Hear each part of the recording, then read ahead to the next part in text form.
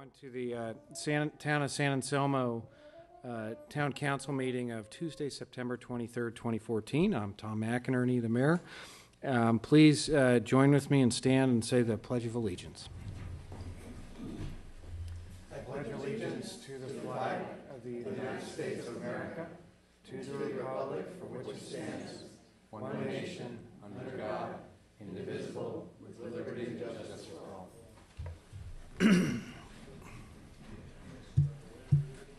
Okay, next we'll have open time for public expression. The public is welcome at this time to speak, to address the council on matters that are not on the agenda that are within our jurisdiction. Please be advised that pursuant to the government code, we're not permitted to discuss or take action on any matter not on the agenda unless we determine that an emergency exists or that the need to take immediate action arose following the posting of the agenda. Please keep your comments to no longer than 3 minutes, and please be respectful to the community. I'd also ask if everyone could please silence your cell phones during the meeting. Does anyone have anything for open time? And I just want to, before you start, say we've started recently a new recording system, so we're recording on, and this will be available online. So I ask everyone be sure to speak loudly and into the microphones, and state your name and address. Rohanna McLaughlin, 150 San Francisco Boulevard. I am in favor of flood control in Ross Valley. I voted for it, and I'm paying for it along with my fellow citizens through the flood tax and local San Anselmo taxes. I am opposed to having a detention basin in Memorial Park. This is the best multi-use park in the Ross Valley, possibly the county. The various design plans for the basin in the park all include a 10-foot high wall of concrete for the spillway in the park. All diminish the number of tennis courts. The plans diminish and in some options move the Millennium Playground. They all call for the destruction of many of the beautiful mature trees in the park and diminish and move the large picnic area to smaller scattered areas of the park. Most plans call for the Elders Garden to be diminished or eliminated for extending the parking lot. And all this will rob our children of this park for at least 1.5, most likely 2 years. That is a large proportion of our children's childhoods. I know other places have been considered for the San Anselmo detention basin. I suggest you reconsider those or find another solution, because as more people learn about this plan, the opposition will grow, and it will be financially, environmentally, and politically costly to do this detention basin in Memorial Park. Thank you. Thank you. Anybody else?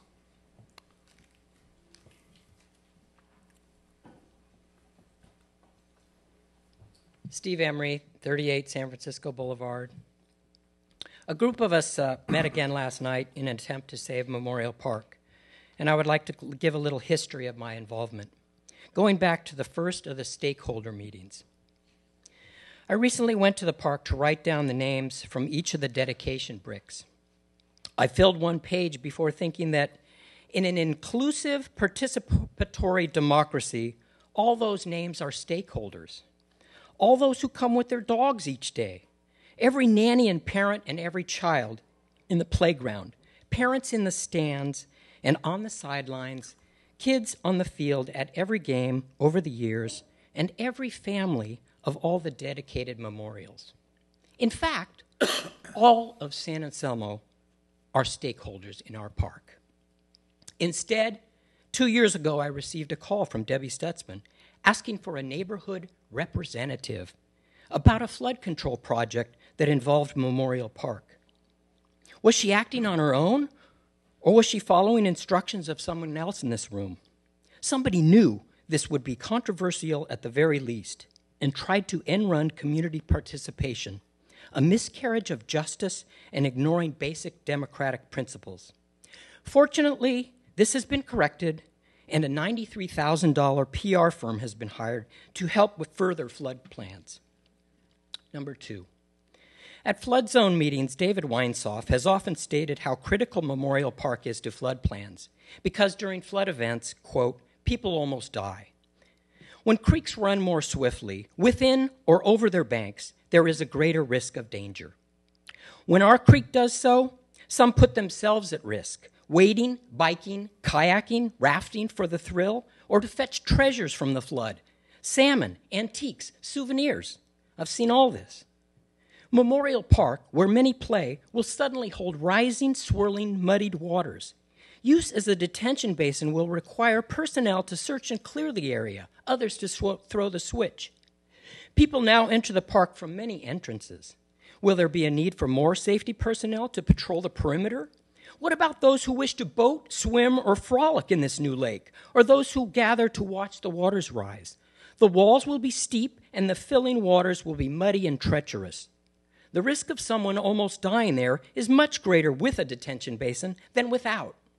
If one is seriously concerned about public safety above all else, fire and police departments remain in the flood zone, where officers have to remove themselves, equipment, and communications from danger before tending to public safety. Next time I plan to talk about a few alternatives, overlooked and unconsidered by the many overpaid consultants. Thank you and good night. Thank you. Is there anybody else?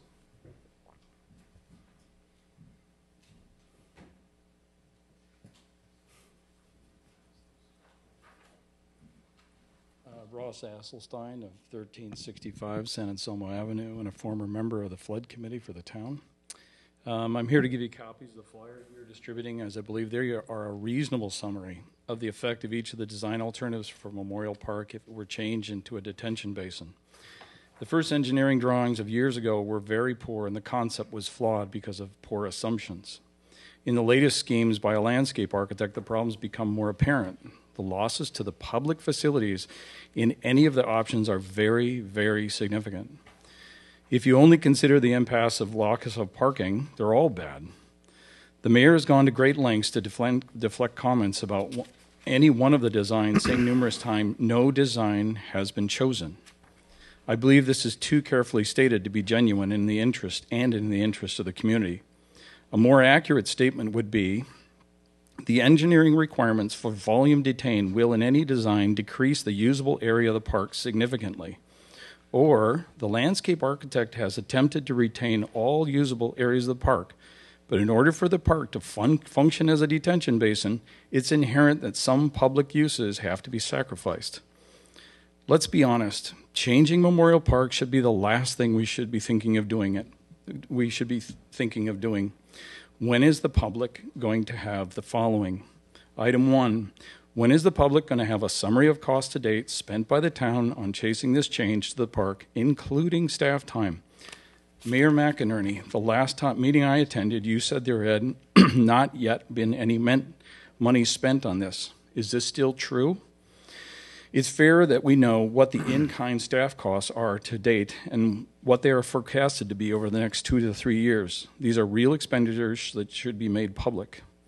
Item 2, when is the public going to have a fair and open statement of pros and cons listed on the town's website, not the current list of highly biased answers as being distributed currently? The summary handed out recently is quite sad and inaccurate, actually. The designs don't really rebuild the park. There is no answer to the question, how much is it going to cost the town? A significant loss of public space is referred to as a much improved version of the existing park. These statements are disingenuous to those that use or care about the park. Item 3, when is the public going to have a serious study of any and all the alternatives to the single design presented by a biased engineering company? The flyer that I've given you has a list of alternatives as a final page. Surely Memorial Park should be both the last solution as well after all the alternatives are studied and the flood mitigation measures are implemented. Finally, when is the council going to recognize that the public very likely does not want to lose public space for private benefit and just 4 to 5 inches of flood relief. When is the public going to have a say on this? Or are you going to just keep going forward following a single engineer's opinion? Okay. Are you really going to make this crazy idea an issue for the public ballot and into a divisive issue to the town? Okay. Or are you going to read everything and maybe just in the near term Ross, can you decide that wrap it's it not up? the right thing to do? Yeah, thank you. Thank you. Anybody else? Good evening, Council. Matt Brown, Brookside Drive. The reliance on the CEQA process and the environmental impact report, I think, provides false solace to those of us who think that this project is excessive. In my experience, which is considerable when it comes to development projects that require environmental impact reports identify potential impacts to the environment and proposes mitigations. If we have not defined how much is too much money for a proposed mitigation, then we're setting ourselves up for a very, very expensive process, and one that will merely confirm this project instead of point out its weaknesses. In the private world, when a developer is faced with an environmental impact report and the mitigation is too expensive, the project fails. Either the rents are not achievable, the financing is not available, the developer goes home.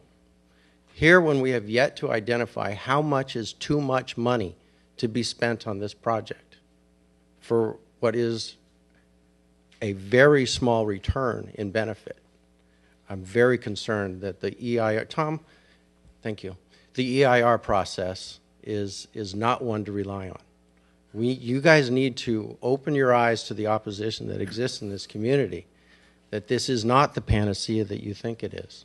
And the EIR process will merely confirm this project rather than defeat it. So stand up for your community, stand up for your park, for the resources that we are spending, and those projects that we're neglecting by pursuing this thing. Truly, I'm no longer going to go after conflicts of interest on this thing, because I think that the politicians that support this will meet their ultimate fate from the voters when the dump trucks start moving. So thanks very much. Thank you. Is there anybody else? Hello, Barry Spitz, 155 Los Angeles Boulevard. I too am very concerned about the tearing up and shrinking and sinking and walling in of Memorial Park, which I've lived next to for 39 years, and all the misery to my family and my neighbors that will ensue. But somehow what riles me the most is the utter lack of creativity of this plan, its short-sightedness, and the huge missed opportunity. Ross Valley suffers from both floods and droughts. It seems droughts may even be more likely in the future. It is gross negligence to advocate for a plan costing tens of millions of dollars to retain water only to release it a few hours later. I can foresee the nightmare scenario of building flood detention basins and then turning around and needing water retention basins.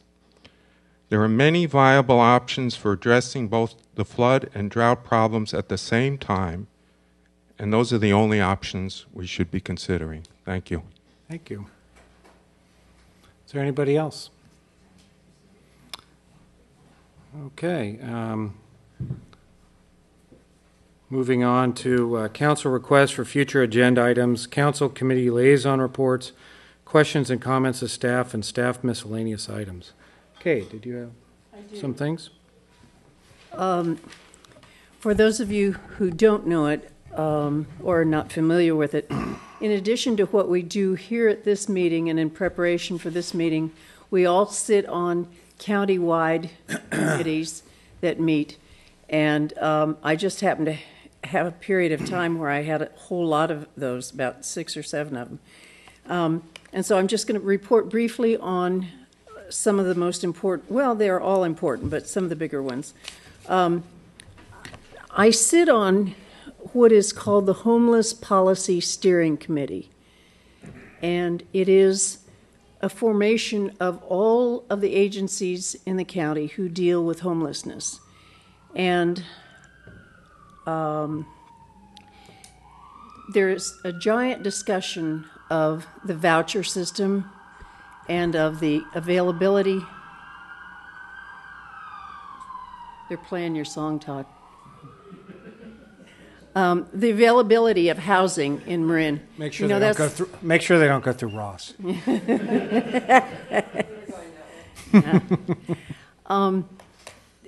The availability of housing and the availability of vouchers.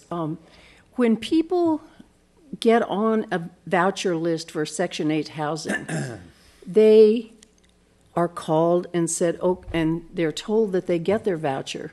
Well, then the clock starts ticking. And so they can have the voucher, but then they must find where to spend that voucher. And those are the things that are not available. Those are the residences, those are the rooms, those are the spaces that are not available in the county. And so two of the organizations that I met with talked about homelessness, and they're about to do another homeless count, and they will track calls. It's not a homeless count. They will track calls for 1 week to see who's requesting information, who needs assistance, how are they dealing, are they in a situation where there's overcrowding and requests for housing. So I sat on that one. Then in addition, I sit on what's called the CDBG, which is the distribution of the HUD grants that we get. And those grants come to us to assist people in housing, to assist people in redoing their houses, senior housing. They're very interested in the whole situation in Fairfax. The money from HUD, of course, like all other governmental money, is getting less and less and less. However, all of the cities have agreed to support the efforts and to look for people who need assistance. And so I'm in this section that's called, I can never remember if I'm Upper Ross Valley or Lower Ross Valley. It doesn't make any difference. But we're trying to deal with the monies that are decreasing. And sometimes it's big capital money that goes to a project, and sometimes it's smaller amounts of money that go to individuals. So that's CDBG. Another really interesting meeting. I had never heard this term before, and I know all you people who are techies have heard of it, but internet neutrality, which is an amazing thing, is that people in law offices can pay money to have their internet go faster. And they don't have to sit there and wait for it to wind up like I do. You know, they pay money to do that. Well, that means the people who are in the smaller businesses don't have access to that little strip of internet access. And so we're starting to, you'll see some discussion going on. There's a big conference in Sacramento this week on internet neutrality, so watch for that. That was talked about a lot at the MTA meeting, and it's just a conversation that's beginning now, so keep your eyes open for that. The other thing that you may or may not know is that the franchise fee that we collect here in San Anselmo from the people who do business here, AT&T, Comcast rather, and they pay us a fee. So we collected our quarterly fee, and the franchise fees are paid quarterly to MTA, which is the Marin Telecommunications Agency. And San Anselmo received $57,000 for the quarter, and then San Anselmo has to help fund the the public access where you tune in channel 29, 27, etc. So that the PEG fees go to help support that. But we receive money from the franchise fee, so that money was awarded this quarter. What else do I want to tell you about?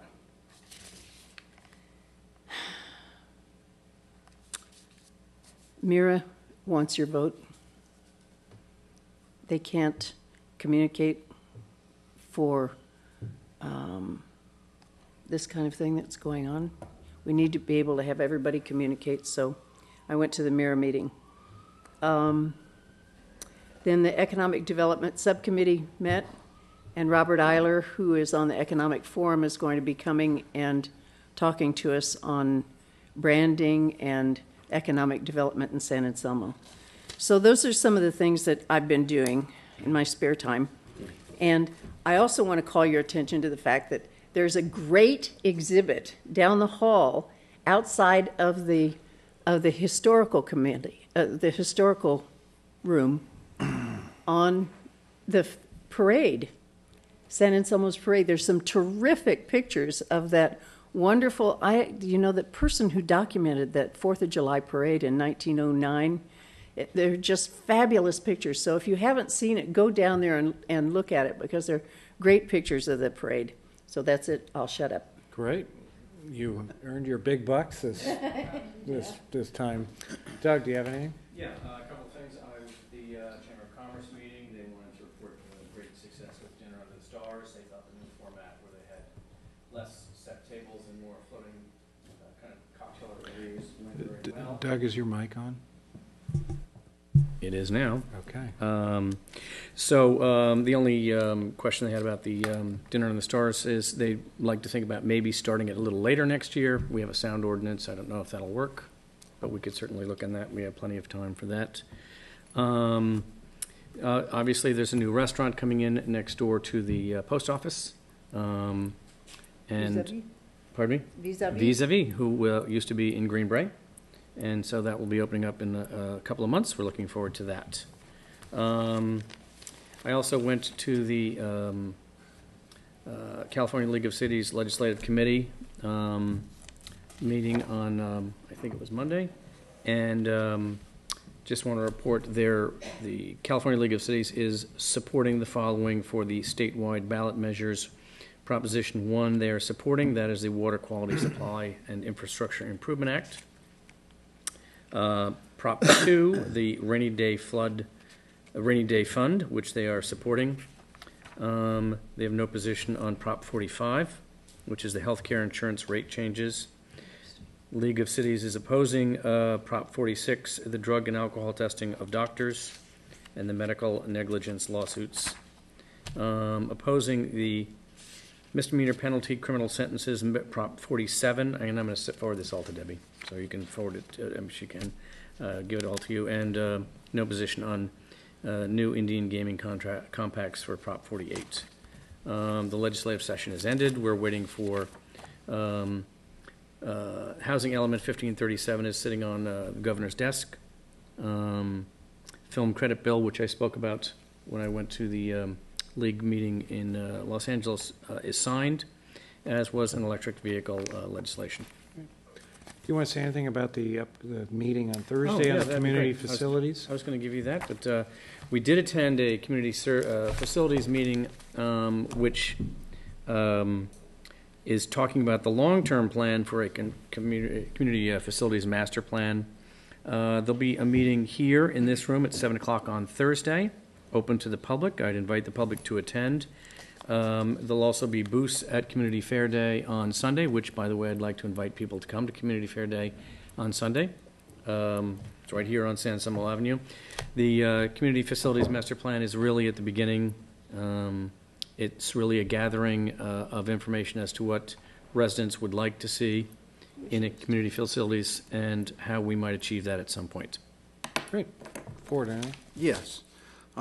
I'd like to agendize a discussion whether or not we should hold a public vote on the fate and future of Memorial Park. The Memorial Park project, the retooling of Memorial Park, is the consequence of a vote which, if actually the votes were counted, would never have passed and would not have provided the money to go forward with it. Memorial Park is one of the town's primary resources. It needs an even-handed public discussion, not one that's loaded, not one that's rigged, not one that has a forecast agenda. it's obvious there are really strong feelings about it. Those feelings are not going to go away.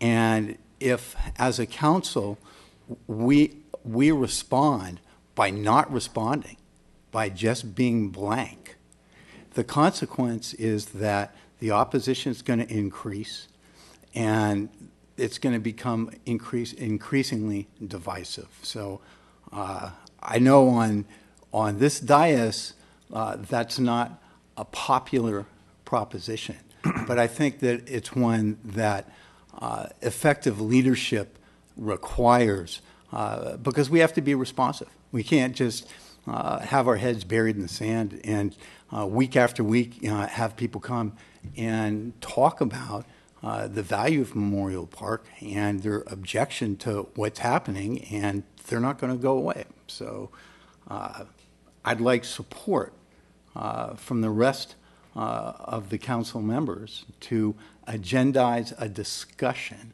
whether or not to have a public vote. Okay. So that's my item number one. Then item number two, with respect to Marin Clean Energy, the report abbreviatedly is that the County of Napa has joined and is participating. City of Albany is on deck, and the City of El Cerrito is lining up after that. We had a retreat last week, and the general feeling, I think, is that what the board is going to do is slow down, take these new members in, see how they fit, see what the consequences are, and then look at whether any further expansion is appropriate. Then something else that's just pretty neat is that MCE entered into a $1 a year agreement with Chevron to lease a large portion of what otherwise is capped toxic bayland on which to put solar panels. And so in doing so is starting to make good on the promise to be generating renewable energy locally and not importing it from afar. That's it. Okay. Nothing. Debbie, anything from staff? Yes, two brief things. One, we have been working, and the project is completed, putting LED lights into all of the street lights. We've just begun a little pilot for trying out LED in our old-fashioned lamps that are going along San Anselmo Avenue and Greenfield. So there are 2 sample LED bulbs on Greenfield down toward Elon, and there are 2 in, one right outside Town Hall, and I believe the other one's right across the street from it. So take a look at them in the night and see how they look. And then I also wanted to mention that with the town hall looking so nice, all of our signs were looking really shabby. So we have someone working on fixing the signs, and you'll see that she has created temporary signs out in front to direct people that this is the San Anselmo Town Hall, the council chambers, the restrooms, and they should be in place before too long, which should be an improvement. And then several people have asked me about the flagpole, which is peeling badly, and it too is going to be repainted. And you're not eliminating the rite of passage on the sign? No. No, the sign woman actually suggested that it might be good to put something along that, 2x10 or whatever it is, to keep people from walking on it. And I said, no, I don't think so. The kids have to do it. Yeah. You have to traverse the San Anselmo Town Hall sign when you're growing up, or it doesn't count. Dads do it too. And Ford, I wanted to tell you that I was looking for it on here, but of course I can't ever find anything on Facebook except my grandchildren's pictures. But Alice Fredericks posted a thing about the town of Burlington, Vermont, is a town that's 100% Energy independent. energy independent. Yeah. So I'll be going there. So I'll see if I'm going to ring up the mayor and see if he'll see me. Oh, well, get inspired. Vermont's always way ahead of the rest of the country in the self-reliance department. Great. Moving on to item 5, it's the consent agenda. The opportunity for the public to comment on consent agendas will occur prior to our discussion of the agenda. The council may approve the entire consent agenda with one action, or in the alternative, we can approve items on we can have items on the consent agenda removed by any council member or staff member for separate discussion and vote. So is there any public comment on any item on the consent agenda? Okay, seeing none, hold on. Oh, there is. You got to come on up and, I'm sorry? Oh, wait, no, you're on 7, sorry.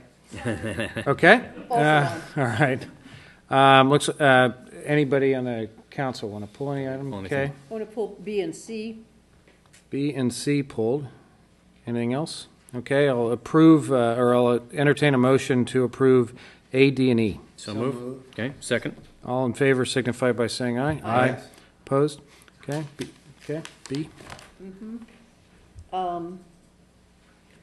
Daria, I wanted to know about, B was the investment policy thing. And how often do we look at this investment? Is it a yearly thing that we look at the labor investment thing? Yes, this investment policy is required to be reviewed and approved every fiscal year. Every year? Okay. That was the only real question I had on it. I'm sorry if I should ask her before, but I didn't. Okay. I'll entertain a motion to approve A, or B rather. So move. Second. Second. Okay. All in favor signify by saying aye. Aye. Yes. Opposed? Okay. C. I have a question on the reimbursement of expenses for the building bridge 2, or bridge building 2.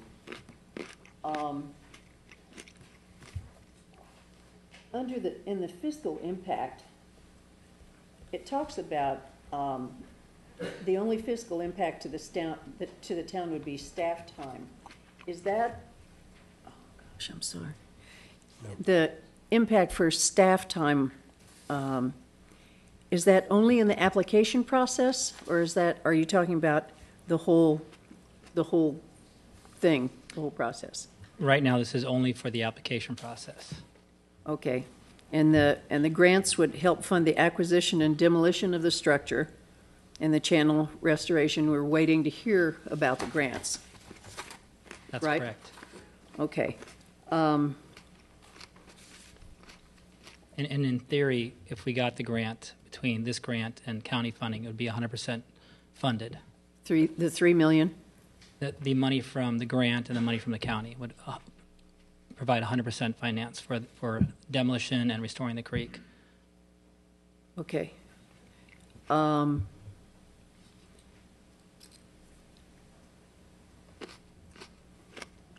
the parties agree that if one or both grants are awarded, subsequent and additional agreements will be required before committing flood zone 9 funds, initiating a project, or the environmental permitting process, et cetera, et cetera. That's all. I just am just checking to see where our money's going to be coming from for this. So if we get the grant's going to pay for approximately 75% Okay? of the project, and the other 25% would come from the county. And your estimation is, at total cost estimated is $3,308,000. I think that's right, yeah. Sounds about right. Number 10. And it looks like we could actually get more funding, because what happened during the grant process is we had to go up and downstream and do surveying of individual buildings. And the more surveying we did, the higher the cost benefit went up. And actually it got so high, we're at a 1.6 benefit to cost. So it's actually looks like it's impacting more buildings, and we could get more money in theory because it's got such a high benefit to cost ratio. Right now, it impacts probably 300 or 400, 500 homes because of it's lower in the creek, and so it's pushing water up and out of the creek when it floods. Yeah. So Sean, number 1.7 talks about consultant services. Would we have to hire somebody to manage all this, or does that come from our office? To be determined. Okay. It says, yeah, eligible, but not including the town of San Anselmo staff, labor, and expenses. Although a lot of times these grants do pay for staff time, especially when you have to come up with, every now and then a grant will have like you have to pay for half of it or 25%. But with this one, it looks like we're not going to have to come up with any money whatsoever. And do we not know that going into? I'm not real up on the grant process. Do we not know that going into the grant process as to whether this particular grant has matching funds and things like that? Administration? Normally we do. On this one, we weren't sure if they were to give us between 50 all the way up to 100%. It looks like it's about 75%. Okay.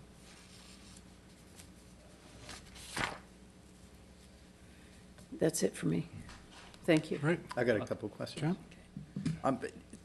With respect to the staff time, do you track the time that you spend on a project-by-project basis such as this?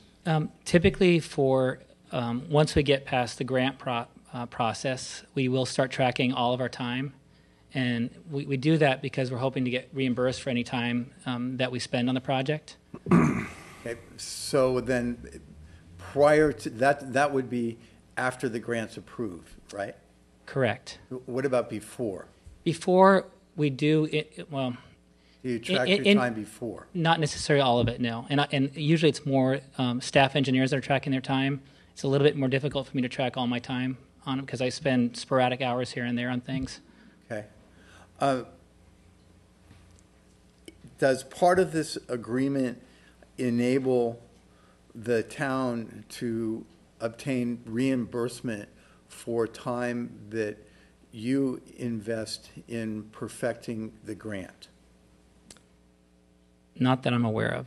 Okay, so that's not in the scope of what's potentially reimbursable. Correct. Okay. My other question is, what's the idea behind the town and the flood control district sharing in the ownership of all the materials that are generated, the data drawings and everything else? Sharing of the ownership, it's so that any data that's created, let's say when we're doing the surveying, any data that we collect or they collect can be used for flood control in general. Okay. So that's to make sure that whatever the work product is as broadly, there's no limit on its application. Correct. For that purpose. Correct. Okay. And then, since it is dealing with flood control, why is it that the town is on the hook for public outreach for this part of the project? Why is it that we're on the part for public outreach? Right. I mean, it's a town-sponsored grant application. Okay. So we are the sponsor, and we are the applicant to get this project done. So none of the $90,000 or whatever the amount is that's been approved by the flood control district to hire a PR firm is going to be used to promote this project? I can't answer that. I don't know the answer to that. All right, thanks. Okay. Just one other question, Sean. On number 12 and 13, FEMA turned us down, and so then the emergency services said, "Oh, but go to the hazard mitigation grant program and flood mitigation assistance program, and they'll listen to you." Is that correct? That's correct. It's been. They really like the project, all the agencies that have looked at it from California to the federal government. But a lot of times it's about funding. And even if we get approved this time, they may not have enough funding. And so, for example, even the earthquake up in Napa could help us get funding for this because it's a disaster. Okay. Thank you very much. You're welcome. One more question. And on 2.4, 2.4. it looks like there is the possibility for $60,000 being returned to the town in connection with the grant application process. Correct. That's what this is all about, is to getting the money back for the grant application process. Okay. And so that money does not include staff time? What is that money? That money does not include staff time. That includes... How's that calculated and what's it tied to? It's appraisals. It's the study by Stetson and having them do surveying. It's cultural, environmental studies. It's a broad range of things. I see. Okay. Thank you. Okay, any other questions? Not, I'll entertain a motion to approve item C. So moved. I already took it. Is there a second? Second. It's been moved and second. All in favor signify by saying aye. Aye. Opposed? No. Okay, it's been approved. Move on to item 6, appoint members to the Library Parcel Tax Oversight Committee. Is there a staff report? Yes, there are 3 vacant positions on the Library Parcel Tax Oversight Committee. Marcy Kellett has applied for a position and was interviewed at your last meeting, and just tonight you interviewed Ted Freeman and Sheila Gurton for positions that are from the Friends of the Library and the Library Advisory Board. Okay, hold on one second.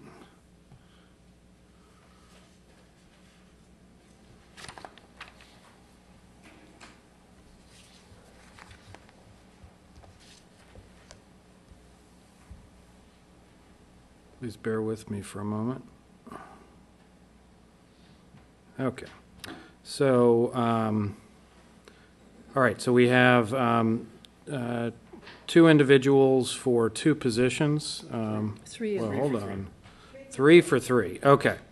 So we could do this in one fell swoop. If is there a motion to approve these applicants? Better have some public comment first. That would be good. Thank you. Is there any public comment on these applicants? Seeing none, I'll entertain a motion. I'd so move. So we approve all 3, Marcy Kalett, Ted Freeman, and Sheila Curtin. Second that. It's been moved and seconded. All in favor signify by saying aye. Aye. Opposed? Aye. Okay, great. All right, let's move on to the next item. Yes, there's still. That was our Granicus. That's where she indexes the beginning of each item. Okay. So now we'll move on to item 7. It's a review, the update on the Safe Routes to Schools project for new sidewalks, crosswalks, traffic signal improvements, and other traffic calming measures. Staff report. Okay, let me see if this is actually working. It is working. Okay. About 3 years ago, Of course it's working. we applied for and obtained a Safe Routes to School grant in the amount of about $620,000 for, what's Let's that? speak up a little bit. Oh, okay, how about that? So we applied for and obtained $620,000 for a variety of projects in the town of San Anselmo to improve Safe Routes to School. Reading the notes. Anyway, we applied for 5 different locations throughout San Anselmo that impact Wade Thomas, I want to say Hidden Valley, but it is Hidden Valley now, Lower Brookside or Brookside now, and White Hill School. The 5 locations were areas that either needed sidewalks or safety barriers, traffic control improvements. And the reason we are here tonight is because over the past couple of years, we've held a few public meetings with the community to address, what they thought was needed, concerns in terms of whether or not sidewalks are needed, drainage, parking, and based upon those meetings, we've actually made some changes to the projects, which we'll go over in a few minutes. The 5 project locations, the first one is on Sir Francis Drake Boulevard between Broadmoor and Butterfield. This is for a safety barrier. that the council has been talking about, I believe, for some time, requesting a barrier to address safety concerns over there. The second location is on the Alameda, going from Arroyo down the Alameda, around Berkeley, and up Broadmoor. And this consisted of new sidewalks and ADA ramps. This area, we really worked with the community to address some concerns about drainage and sidewalks. The third location is on Sir Francis Drake Boulevard at Tamil and San Francisco Boulevard, and this consists of reconfiguring the intersection to improve safety crossing the street and for cars and bikes. The fourth location is on San Francisco Boulevard at Santa Cruz and Veterans Place, and it consisted of new sidewalks. The fifth location was on Barber Avenue and consists of sidewalks and some pedestrian tables. I'll pass this on to Dan right now, who can go over each one of these in more detail. We really tried to incorporate, to the best of our abilities, all the concerns we had from residents in the various areas. And I think we made some substantial changes that made this a better project, both for the community, the schools, and for kids going to and from school. So will there be public comment after all 5 of them? Good evening. I just want to say thank you to a couple of our design consultants on the team who made it here tonight to help answer any specific technical questions. Rich Souza with CSW and Andrew Lee with Parisi Associates, who are here to help out tonight. Part of what we wanted to do is kind of go over what we showed to the public at our last round of public meetings. The last public meeting was held on June 3rd in this room. And prior to that meeting, we sent out notices and made available on the website the concept exhibits, essentially for the original project intent, in order to start collecting the comments in advance on the website and via email, and then also to help people prepare for the public meeting.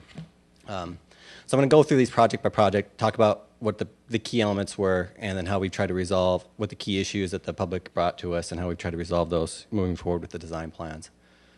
This shows the initial concept prepared for the pedestrian barrier project along Sir Francis Drake, essentially on the south side of Sir Francis Drake between Sierra and Butterfield.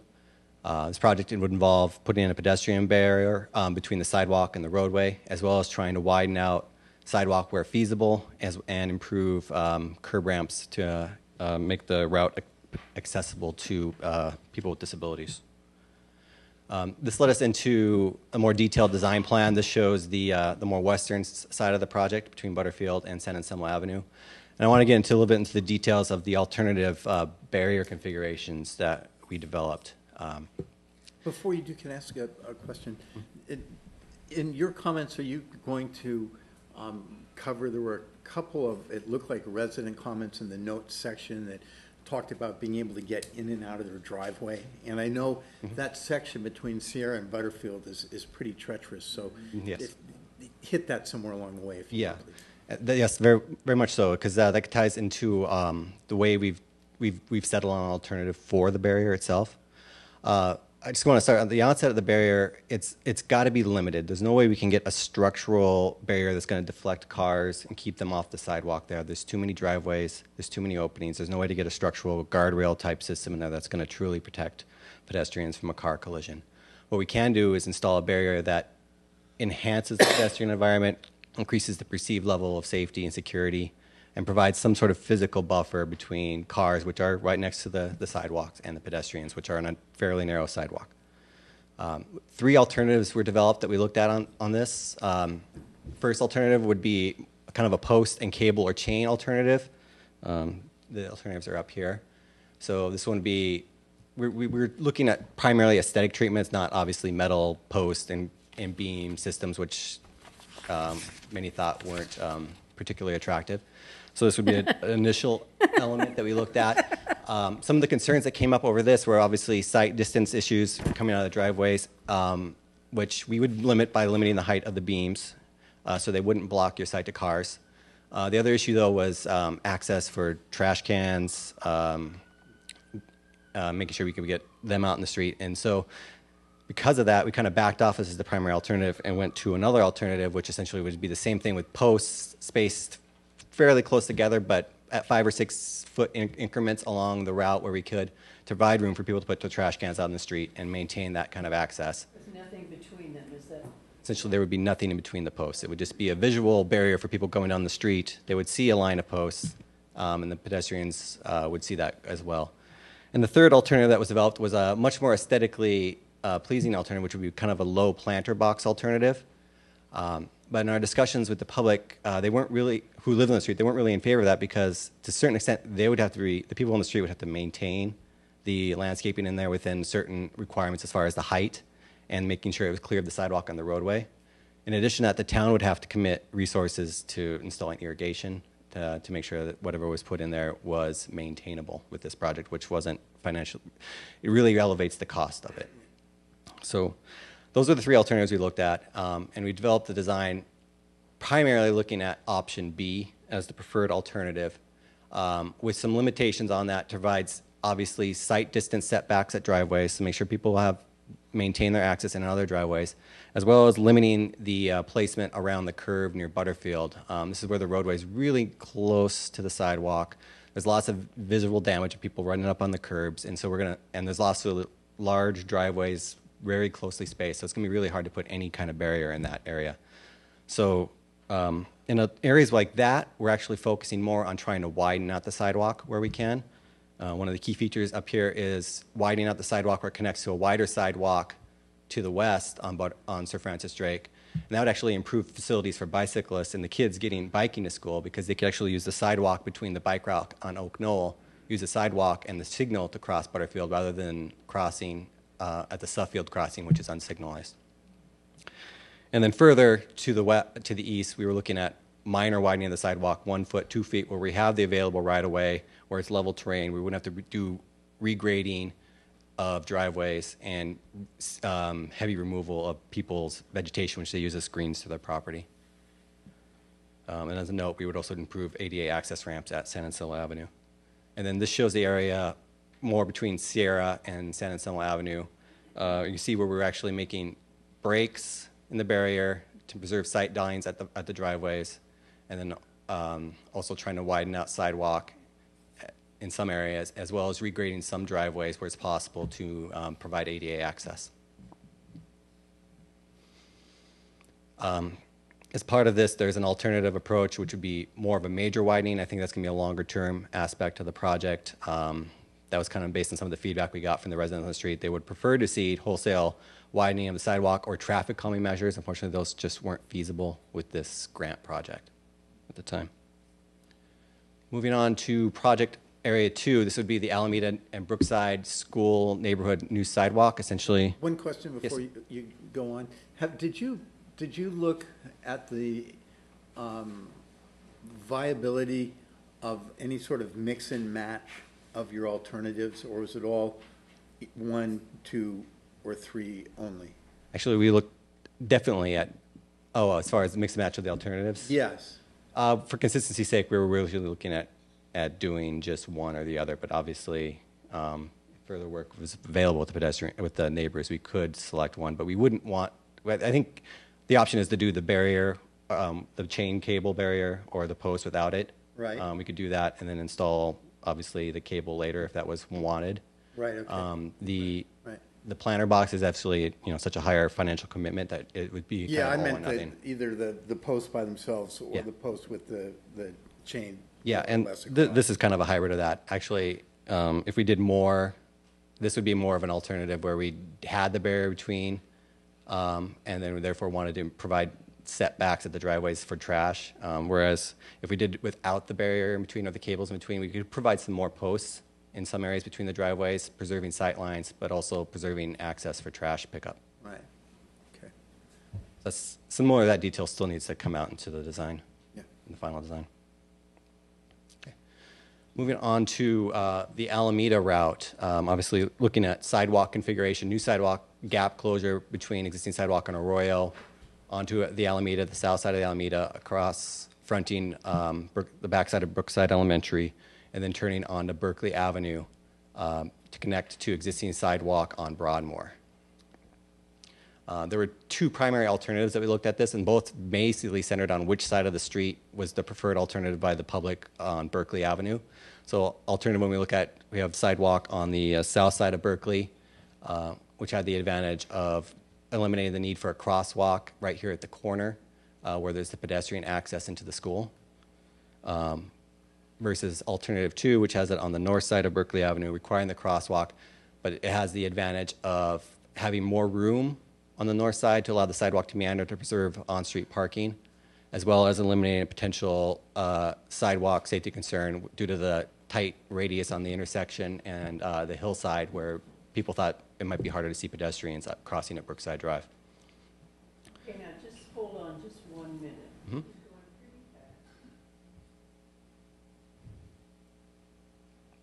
Back up to the alternative 1. Okay. There you go.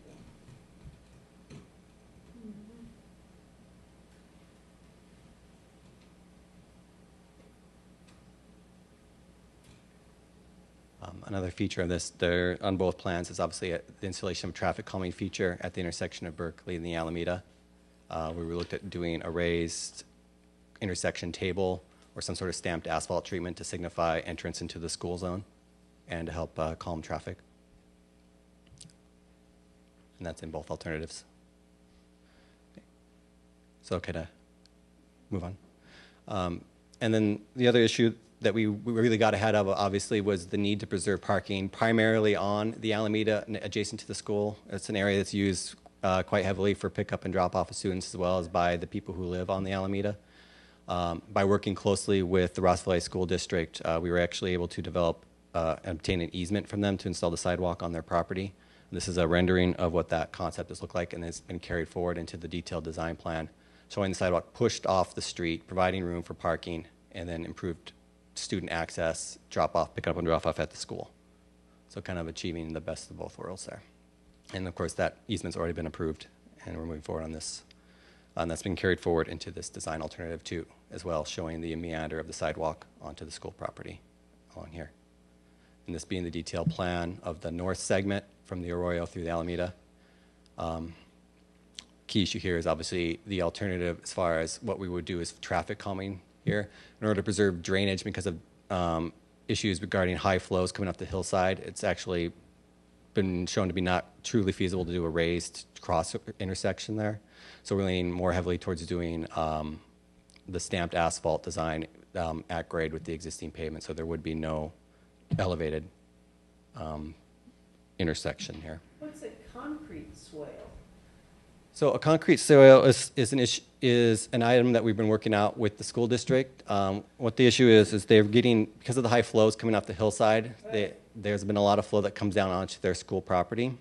And so as part of this project, we need to identify possibly additional funds, but install a concrete swale along the existing edge of pavement. Essentially, it would be a V gutter that channelizes flow, keeps it on the street, and routes it to the storm drain system rather than going onto the school property.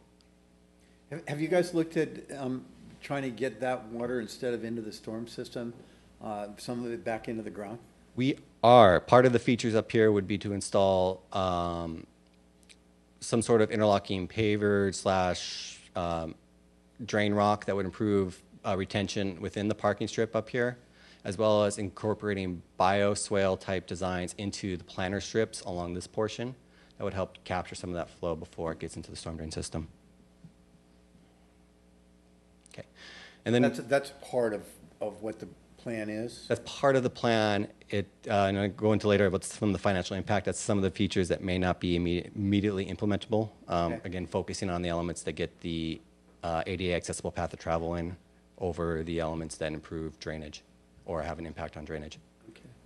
And then moving to the south part and east part on Berkeley, we focused on the preferred alternative working with the public, which was to have the sidewalk on the northeast side of Berkeley Avenue. This allowed us room to meander the sidewalk off the existing edge of pavement, preserve on-street parking spaces, as well as reduce potential sightline issues with the crossing on Brookside Drive. And then this part of this feature would be the addition of a new crossing, essentially a mid-block crosswalk on the corner, which would actually have adequate sightlines to service the access path to the backside of Brookside School. Yeah. And the sidewalk is on which side? The sidewalk is on the northeast side, so it's along this side. Okay, and then it continues around the corner onto Broadmoor where we have to hook into an existing accessible path to travel with the project, and that's the nearest sidewalk on Broadmoor, which connects between Broadmoor Court and Indian Rock.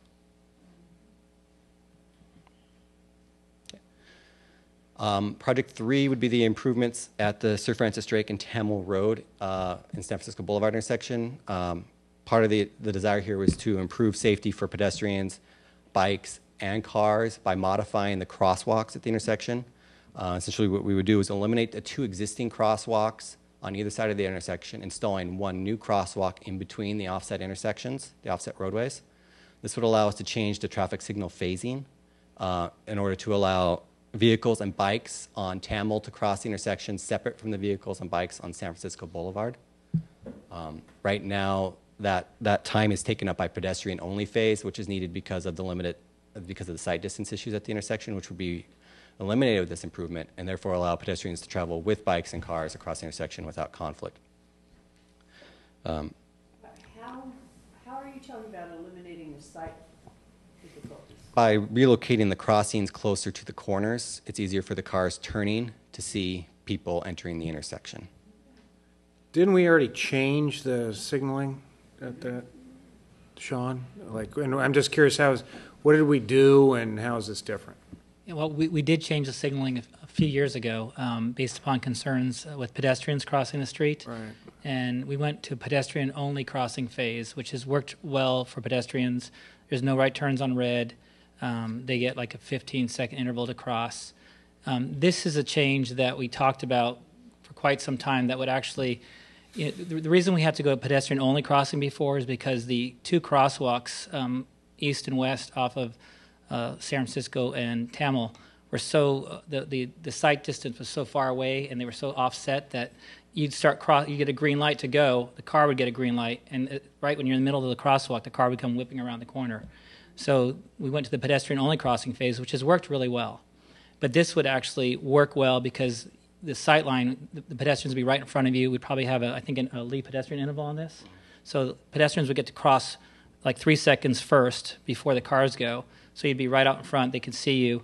And then we'd also fix the traffic patterns going from Tamil to SF and SF to Tamil. Because right now, I don't know if you've ever been on those 2 streets, but nobody ever can tell who has the right-of-way. Yeah, technically speaking, Tamil has the right-of-way, but everybody on SF thinks they have the right-of-way. So would this eliminate that no right turn? We would be able to get rid of the no right turn. Yeah, we can go back to making turns on red. That's right, yeah. Okay, great, thanks. One of the primary comments we got on this design regarded making sure we preserve access for bikes and provide facilities for bikes crossing the intersection. So what we were able to incorporate into the design as we went from the concept to the detailed design plan. This shows mainly the traffic signal modifications, but also some of the curb and ADA ramp additions that will go in at the intersection with the new crosswalks configuration. But right here, we were actually able to preserve an area for bikes to queue up at the intersection and therefore get that space that they've always had there and preserve some space there for them to get across. Is that where that T is? That T right here, yes, that would be the stop bars and the small bike lane or waiting area that we were able to preserve on Tamil. And of course, they get the added benefit of crossing separately, and they won't have that conflict back and forth between the crossings. That's cars coming from San Francisco or cars coming from Tamil. It'll be safer for bikes and cars. Is there a timing difference in how long the lights are red and green in the whole cycle from what it is now? The cycle takes how long now, and how long would the cycle be in the future? Well, actually, I might refer that one to our traffic engineer from Precy. He might know details a little bit more about the timing changes. Hi, my name is Andrew Lee. I work for Precy Transportation Consulting, and we helped out with the signal analysis and also the design. Just to answer your question, the signal cycle in the AM takes 110 seconds, and in the PM it takes 130 seconds, and we would keep those signal cycle times exactly the same because the intersection is coordinated with other intersections adjacent on Sir Francis Drake, and that's why we had to keep it that way. Yeah, okay, good, thank you. I'd just like to add one thing to that. So the timing on Drake is going to be pretty much the same, very little impact to Drake. SF is going to have pretty good timing. Tamil will have more wait time than they do now, but they also have other means of getting out of there. But my question about it is that people on Tamil who have the additional wait time, if you give them an opportunity to make that right turn on a red, they're going to take it and they're not going to be waiting. And you're going to have people crossing that crosswalk right there. If it's red, there's nobody crossing, though. Because crossing is the people. Because they're going with Yeah. the red as well. Okay. You know, in fact, just as somebody who comes from that direction, I use Tamil to get out because you can't come out the other way. If you come out near Drake, you'll be there for an hour and a half. So Tamil has a light, which is why I go there. So you get out. I don't mind the wait because eventually you get out. Yeah. But what is that street on Drake? Saunders. Yeah, I can be there for, you know, a long, long time. Thank you for coming to our neighborhood. It's interesting. Okay. Now moving on, the fourth project area, this would be the San Francisco Boulevard neighborhood area, where we would essentially be installing new sidewalks along Veterans Place, connecting San Francisco Boulevard to Memorial Park, and to sidewalk along that enters the park from Los Angeles Boulevard, as well as closing gaps on existing sidewalks on Santa Cruz at San Francisco Boulevard. Some of the public complaint issues we heard about this were regarding needing for traffic calming, entering Veterans Place, turning onto Veterans Place from San Francisco, as well as preserving surface drainage from private properties off of private properties and not blocking it with the sidewalk. I think we've been able to accommodate both of those elements actually by preserving drainage by having a slightly narrow sidewalk, sending a little bit further into Veterans Place, which requires a little bit of widening on the side, but not too much over here. But we have maintained good setbacks from the existing fence and providing drainage along here. Traffic calming feature is actually provided by a means that's going to help us preserve drainage along the street. It's a valley gutter. So it's kind of becomes almost a reverse speed bump, so to speak, and that will force people to slow down turning onto Veterans Place. Bill Franchini. Maybe the wrong choice of words there, I'm sorry. But it's necessary to preserve drainage coming across the intersection, and it will have that added feature. And it will be designed in such a way it doesn't hinder emergency access. Now talk about the traffic calming at Santa Cruz. Traffic calming at Santa Cruz will be essentially limited to restriping the crosswalks on the street, as well as providing ADA access ramps on all four corners. There's no features as part of this project that include traffic calming, so to speak, on San Francisco, but Sean can say that's probably becoming as part of a different project. Yeah, so the hopes are on San Francisco Boulevard, when we pave it, we're looking at, potentially putting in medians or having pedestrian tables, things like that. That'll be a couple years down the road, probably. So there'll be traffic calming measures to break up the line of sight and to bring more awareness to pedestrians and to slow down cars. But that's going to be phase 2 or 3. Sean, in the ADA part, those bumpy things, are they going to be... The truncated domes, the blind men. The ugly yellow things, are they going to be black? Or can they be black? In theory, we can make them black, but you're supposed to have a contrasting color, and you got to have a white band, which we're looking at doing around town hall and stuff. Because they're just so ugly. Yeah, they're not the best looking, and they're talking about now getting rid of the truncated domes and having the herringbone pattern, because the truncated domes cause problems for people with back problems. So.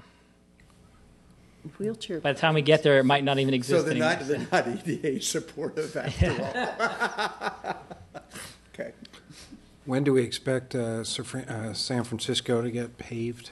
When's that on the plan? The hope was next summer, but it could be the summer after. We're looking at grant opportunities and how much we can get done with the new Measure D versus how much we can get done with all the utility works going on. There's a lot of balancing acts going on, so there's a lot of utility work coming our way, and there has been. I'm sure you've noticed throughout town. So we're always balancing how much we can do versus how much we can have the utilities do, and then we also try to tie in our projects with theirs, and we've been very successful at that. Is there more planned for Sir Francis Drake? Yes, there is some more work planned for Sir Francis Drake, and we were planning to try to pave it next summer. I think we still are going to pave it. We've delayed it twice already because of MMWD. We had to deal with their water project, and we're also just trying to work with them and make sure they get everything, corrected, any problems they have. PG&E just did a project, and I think RVSD now has a project they want to do there. Same thing on Magnolia Avenue. So part of it is just trying to get the utilities to get out of the way so we can come in and pave and to make sure they're not going to rip it up a year from now. Okay. All right. Fire away. The last issue on this was essentially an issue to deal with the potential cost overruns on the project over the existing grant. We're going to bid this as the sidewalk on either side of Santa Cruz would be an alternate bid item, allowing us, based on the bid results that we get back, to do one side, both sides, or both sides, depending on the costs and on the funds that are available at the time. But both sides will be designed as part of this project. And finally, the last project area is the sidewalk gap closure and traffic calming along Barber Avenue between Entrada and Prospect. Essentially, a small segment of sidewalk closing an existing gap with ADA ramps at Entrada, as well as a traffic calming feature and a new crossing at Prospect. This project actually haven't received too much in the way of negative feedback or any issues or concerns. Most of the neighborhood area has been very supportive of closing the gaps, improving the crossings in the area. The same issue as with the Alameda, the raised intersection treatment, which was originally concepted, may not be feasible to preserve drainage patterns because we can't install a bunch of new inlets with this project. We're kind of barred by our environmental clearance and requirements from digging down too deep.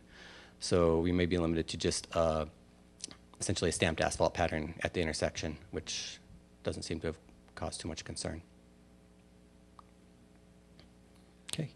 So with that being said, we kind of covered all 5 areas. The next steps on the project are to complete our CEQA NEPA clearance process. The technical studies and project design, conceptual designs are being reviewed by Caltrans currently.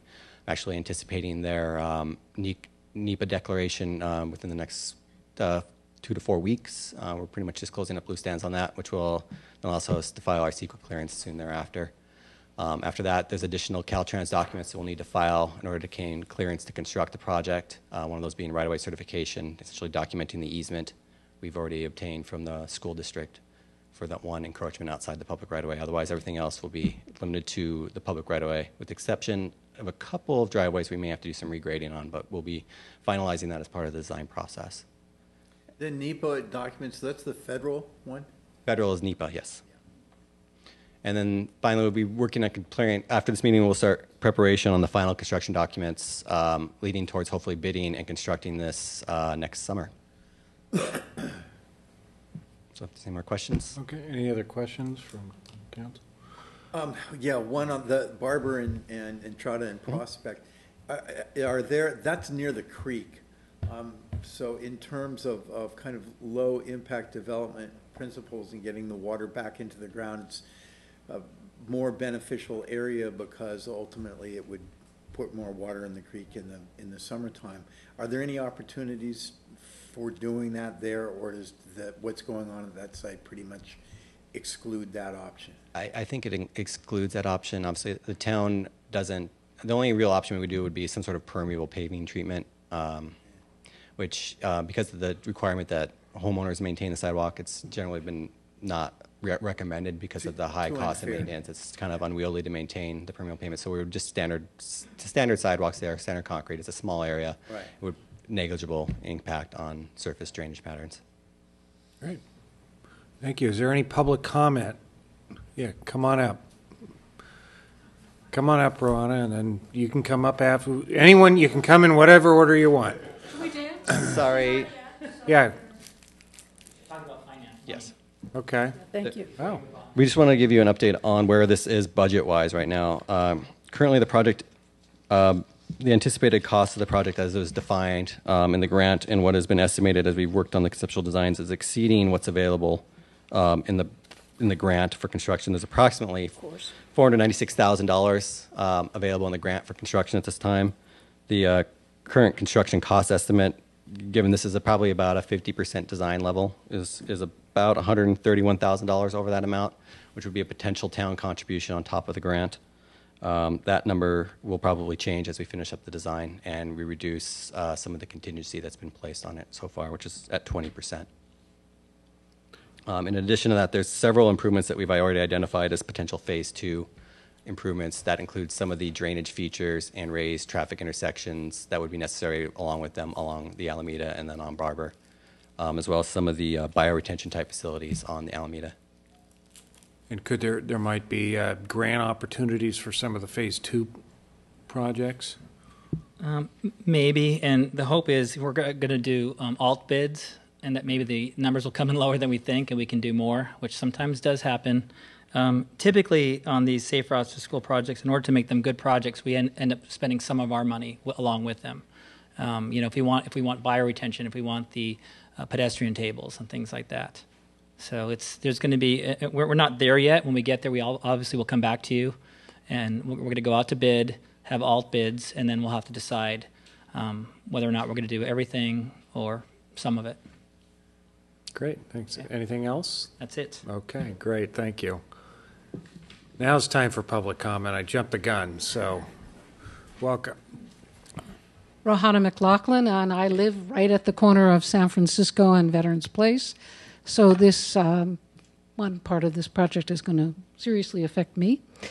I want to say, first of all, that I think that the public meeting about these projects was done extraordinarily well.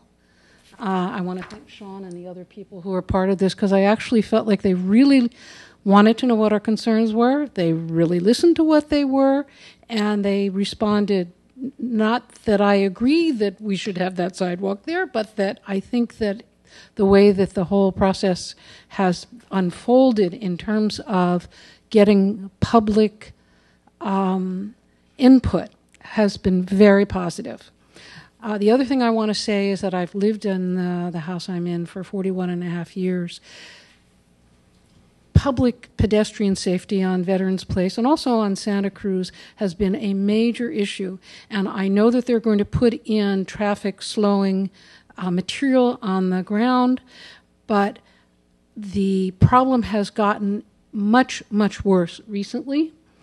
There's so much traffic into the park, and people go so fast that it is extremely difficult to walk across that little area where just as you're entering the park. It's very, very dangerous to walk down Veterans Place. There are people who come around that corner, make a very wide, fast turn, and fly around the next corner into the park. I would like to see more police enforcement in that area. I think that we really need to get people to be serious about slowing down. There's never been a speed limit sign there. There should be a very slow speed on Veterans Place going into the park. And I don't think there's enough enforcement there. Great. I yell, slow down, but that doesn't work all the time. That ought to do it. I'm a crazy lady yelling on the street. Hi, I'm Janine Stark, and I live on the Alameda, directly across from Brookside Lower. And some of you might recognize because I've been here before to talk about the traffic on the Alameda and how dangerous it is. And I still haven't seen the kind of police presence I would like to see there. I have, although I think that this is great, and I have lived there for 14 years, and my kids have gone through all the schools, and it's something that's needed. There's a couple of issues that I have. I'm not understanding why we are creating more parking on the Alameda when there is a green initiative at Brookside and that the whole point of Safe Routes to School, I understood, was riding your bike, walking, and doing that. Why are we creating more car traffic? And so that's point one. Point two is the Alameda is a non-city maintained street. I would like to know who is going to pay for and keep up the paving of our street. So are we as homeowners now responsible for the additional traffic that's going to come flying through there and take care of the street? Dave, So- she's looking at you. I'm just looking at him because I know him. You can come down and pave anytime you want. I know you do. Why don't you finish here? We'll Okay, try to so maybe that's- answer your okay, question So on that was one thing. Let me keep going here. The second thing is that going to create a loading zone behind Brookside on the Alameda? Because unfortunately, we live in a very entitled community sometimes, and they stack those cars 2 and 3 deep and have, just chatting parties and whatnot. It is very rare that you can drive down the Alameda, 2 cars coming from each direction at the same time. It's always been that you pull over to the side, somebody comes down, you pull back. I just can't imagine how this is going to help that problem. And I also want to know how we're addressing the San Domenico traffic that is still coming through our neighborhood. It is fast, it is furious, and it's really dangerous. And they come through with their San Domenico stickers, so I know. Believe me, I am the crazy lady who parks all my cars really close to the road, but not close enough that I can get a ticket, so it forces people to slow down. When I pull out of my driveway, you definitely don't want to be coming down the Alameda because I take my sweet old time. And I've actually had people honk at me. I'm really, really concerned, and I'm concerned that we're creating a mess out there. And I just don't see that enough people have actually lived there a couple mornings and see what's really going on. Unfortunately, all my neighbors left because they have young kids and they had to put them to bed, and it's too late. But I'd like to know, I guess my other question would be to whoever, when will this be voted upon, the final design? Is this the final design that we're looking at? Who gets to decide which side of Berkeley it's going to be on? I'd like to know that. Let me see here one more second. I guess that's it. And then I want to also know, is there going to be a school crossing guard at some of these locations? I know I see crossing guards at other locations. Are we now adding crossing guards to these additional crosswalks and places that are potentially really dangerous? I think that's it for now. Great. And there are a few questions. Let me try. Hold on, Tom. You'll get a chance. I have some question to staff, and then go ahead. Maybe if we could address some. She's raised a couple of points that I think need responding to. One is, I think I got them all. But yeah. So, I want to make sure we address, since a large portion of the Alameda is non-town maintained, who's paying? Who would pay for any kind of related work on that? The narrowness of the street, and will this impact this in a negative fashion for people that use that street? And the final design, we didn't get into, how are we going to, when will we know what the final design is, and who decides that? Is that something that comes back to us? And I don't know if you can address the crossing guard issue. And it may be the Chief, if you're able to address it all, the concerns that were voiced about speeding in the neighborhood. So maybe after Sean. Great, thanks. Okay, so as far as more parking, there's actually less parking. And the whole idea behind meandering the sidewalk into Brookside School was to actually preserve some parking and also protect, by bringing the sidewalk in, you allow the kids to be off the street. And the whole idea was to get the cars away from the street. If we had actually had to keep the sidewalk in our public right-of-way, it was going to be much more tight in there in terms of parking. We would have had to paint a red curb on one side, and there'd be a lot less parking. There is less parking now. We were trying to balance out. There was concerns from all the residents on this project about parking, drainage, and safe routes to school. And I think we came to a great compromise solution. I've been on that street in the morning when school starts, in the afternoon, and she's right. You've got cars coming down the street, kids walking, getting out of cars, bikes and everything. But this is going to get the kids out of the street and onto the sidewalk and allow cars to be on the street or bikes, as opposed to people walking in the middle of the street with the cars and the bikes. But it won't eliminate the drop-off syndrome. The drop-off, we were actually trying to keep that drop-off area there for parking so that people can pull over, and leave their kids there, but we are reducing it. The parking is actually decreasing technically. But So, that won't, okay. What about practically? Yeah, right. I mean, what about what? what about practically? Well, even though technically the parking may be reduced, is there still going to be area where people can just disregard whatever's there and just? If they park on the sidewalk, which they can get a ticket for, and we do it all the time. No, they can't diagonally park. There's not enough room there for that. Yeah. Okay. Anything? And then for non-maintained street, yes, you are responsible. If you live on a non-maintained street, the residents who are adjacent to the street are technically responsible for the maintenance and upkeep of the street.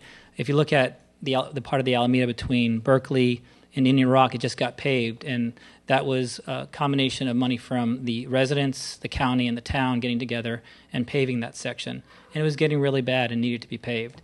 This section of the street is non-maintained, but the hopes are, and I've talked to the school about this already, about getting the school to contribute towards paving that along with the residents to pave that section of the street. And if we paved the part from Indian Rock down to Berkeley already.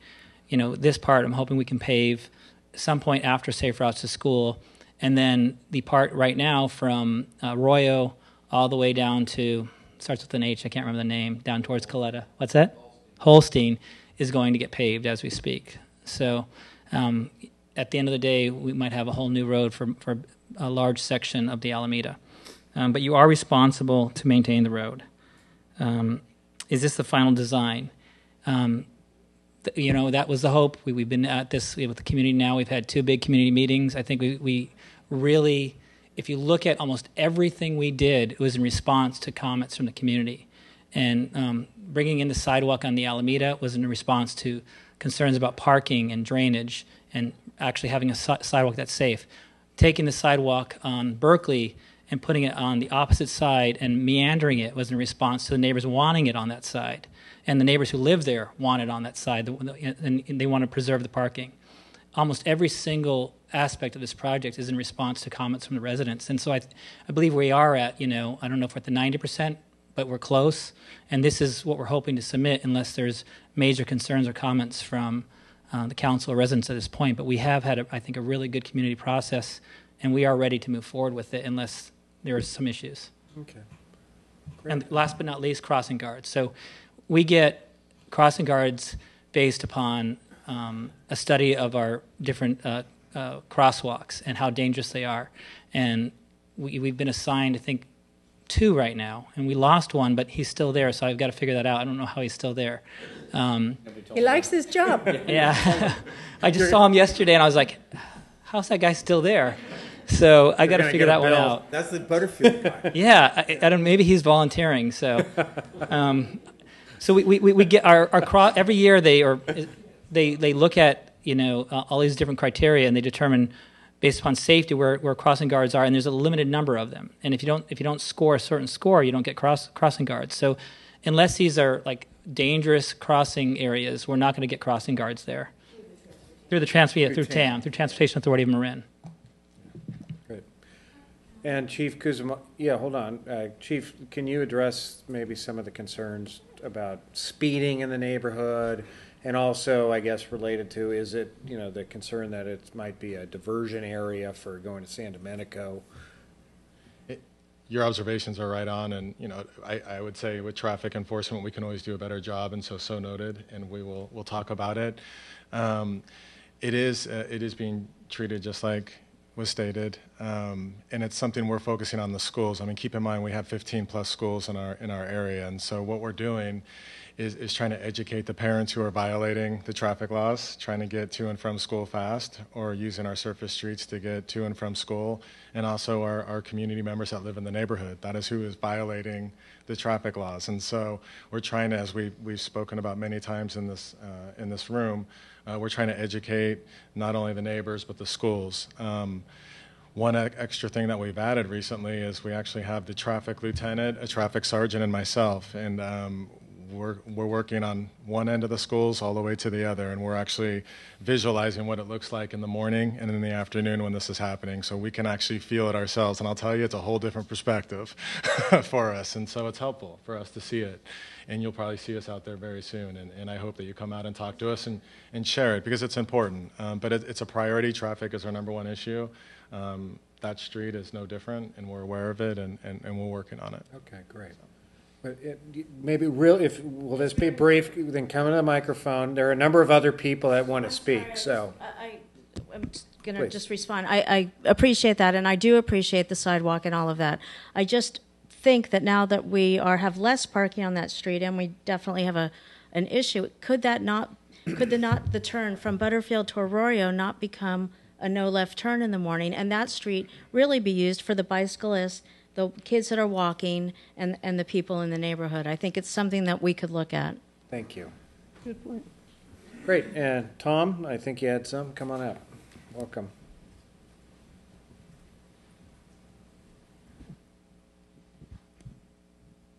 Tom Peacock, and I'm at Durham Road, 43 Durham Road in San Anselmo.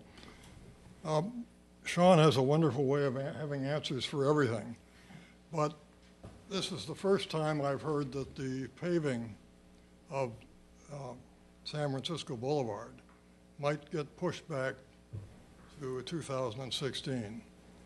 And just the early part of the week, or maybe it was last week, the state passed a 3-foot law, which requires that cars provide 3 feet between themselves and bikes when they're passing. And if you ride a bike, and you may not, but you ought to do the visualization that the chief was just talking about. On San Francisco Boulevard, there are lineal cracks that run the direction of the road at the point of 3 feet and so forth and so on. And across all of those lineal cracks are hatch marks. It's like walking on a continual, almost like an earthquake zone, cycling on an earthquake zone. And it is very difficult to maintain a predictable pattern on San Francisco Boulevard if you're on a bike and you don't want to get your front wheel stuck in one of those cracks. And you also want to avoid being hit by a car from behind. We can by law take the road, but that's not very comfortable. So if this slips to 2016, I'd ask the council to do all it can to get those cracks some way secured so the street at least can be safe for the 3-foot rule for bike riders. Otherwise, I think the plans are spectacular, and cooperation, as was mentioned by, she's gone, it's been great. Great. Yeah, please do. And I mean, he's raised a good point. I recently walked down San Francisco, and there are these cracks and big potholes. It's really on the sides, really hard to bike. So if it does slip, I hope we can get those fixed. Well, I want to correct, actually, it's not slipping. It was always planned for the year 2016. Right. We were trying to do it a year sooner, which we may or may not be able to do, depending upon resources, basically. I know that street very well because I ride my bike on it all the time, although it just got stolen. So what are you going to do about that, Todd? Anyway, so I know that street very well. I know it has cracks, and I would love to get it paved sooner, but you know, it just depends on funding. Okay. I thought it was dependent on other utilities. When Not they're San doing their Francisco. work. I think we're pretty good on utilities. We think that most of them are fairly deep. There might be some issues with sewer. It's actually got a pretty good base. It's just, we were hopefully, what our plan was to do it with Drake and SF at the same time next year and pave them together and do what's called rubberized asphalt. But that may not come to fruition. We were trying to get a grant for that. And then it depends on, we've got so many projects that we're trying to get done, and we're doing our PCIs as we speak and looking at a new 7-year plan. So that'll come out in the wash, I think, and when we're going to do it. But I wanted to do it next summer. I'm not sure we're going to be able to with all the needs and wants. So. Okay, great. Thank you. Other public comment, Mr. Lamb. Steve Lamb, 8 Laurel Avenue. Good evening. Good evening. have three different questions. The issue with Sir Francis Drake, I think it was location 1 with the barrier to separate the traffic from the pedestrians. Option B is post only, and that doesn't seem very barrier-like to me, and I'm wondering how that is an effective barrier, and if that's an industry standard option. To me, it seems like maybe just more of either an obstruction or maybe a plaything for the kids. The second one is the intersection, second and third intersection of San Francisco Tamil and Sir Francis Drake. There were a couple of comments in the notes, and I want to highlight those and get some clarification, confirmation. One was that in the afternoon, the eastbound buses tend to back up, blocking crosswalks and intersections, and I think the comment or suggestion was to perhaps move the bus stop further towards the east to give the buses more room. So I'm wondering if there's been any movement on that idea. And then I have a question about the bike sensor coming out of Tamil. Will it have its own timing? And what I'm asking there is that cars can go through the intersection faster than bikes can. And particularly, I have this issue when I'm coming from San Rafael on Bank Street, crossing Sir Francis Drake into the parking lot. I have a hard time getting all the way across before the light changes. And so I'm wondering if it's possible to have the bike sensor have a little more time when it's the only one going than the vehicles that are crossing Tamil. So those are my questions. Thanks. Great, thanks. Sean, do you want to address a couple of these? Okay, one in particular, the bus stop issue, and I don't know, can you address the bike sensor at Bank Street? Yeah, I'll do the bus stop and I'll let him do the barrier and the bike sensor. So the bus stop, we actually did look at and have talked to Golden Gate and Marin Transit about moving it east. I'm not quite sure where we would move it east. It's, Drake is very narrow for 4 lanes, and there's just not a great place to put another bus stop. I mean, most of the bus stops are not ideal. However, the problem has been addressed. When I spoke to Marin Transit and Golden Gate Transit, what they're doing is they're pulling the buses further in, no longer blocking the crosswalk. And I even got a confirmation from that from Kathleen Cutter, who's a Safe Routes to School coordinator, saying, "What did you do?" They're pulling in, and so they seem to be self-policing themselves and pulling further in and not blocking the crosswalk. I don't know where else to put a bus stop. I've got a great idea for the westbound bus stop on SF and moving that down, getting rid of the one on Drake and SF and having it down on Sunny Hills only. That's something we've talked about. But for the eastbound bus stop, I don't have any clue at this point where to put that. Okay.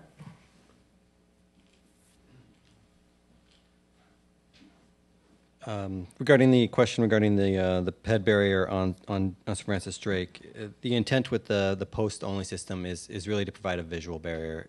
Again, we can't provide. There's not enough space. There's too many driveways. It's too close to the traffic lanes to provide a structural barrier. So the barrier will only be a visual assessment. It'll obviously look a little bit more continuous when you're traveling in a car down the street than when you are walking beside it. But at the same time, it will have that benefit of actually helping provide a vertical separation, a little bit more vertical separation between the cars and the pedestrians. Regarding the signal timings, the most recent signal timing project that we implemented last fall, or actually in the spring, implemented bicycle minimum timings at all the traffic signals. So all the minimum green times are actually set to allow bikes to get through the intersection right now, and that will be carried forward to any timing changes that would happen at Drake and Tamil. Well, Steve, you'll have to go faster. Yeah, it's based on obviously MUTCD formulas as far as the distance through the intersection and the average rate of speed. Okay, great, thanks. Is there any further public comment? Come on up. Welcome. Thank you. I'm a new face, new probably voice, and a new resident of San Anselmo. I'm on San Francisco Boulevard. Could you state your name? Adam Wise. Okay. Welcome. Father of two very small children, two daughters, and I frequent with a stroller on Santa Cruz Avenue, and I'm very much in favor of having the sidewalks on both the north side and the south side. I also am in very much in favor of slowing cars with any sort of sight line adjustments and or stamped concrete that you'll be doing in the future development of San Francisco Boulevard. My public comment is more related to the fact that I use that Tamil, Drake, and Sir Francis Drake intersection as our main conduit on bicycles and walking anywhere into downtown and into Fairfax. What concerns me about that intersection in particular, and I as much as I like the buffer for the bicyclists to queue up, is that both on the north side of the intersection and the south side of the intersection, there's a tremendous amount of just personal safety exposure when you're waiting at those lights. There just is. I welcome anybody to stand there at any time of the day with two small children, a stroller, and a dog, and be fearful of a 16-year-old texting and driving at the same time. If there's any public comment that I would like to participate in this evening, it's that if we could give some consideration to some way of creating some barrier at both of those intersections where the queue happens on a pedestrian side.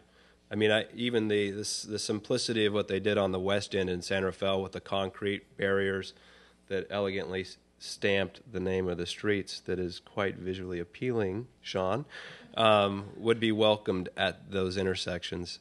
That's my only comment. I just think that I am so appreciative of what you're doing. I would just like to see a little added safety measure at those intersections.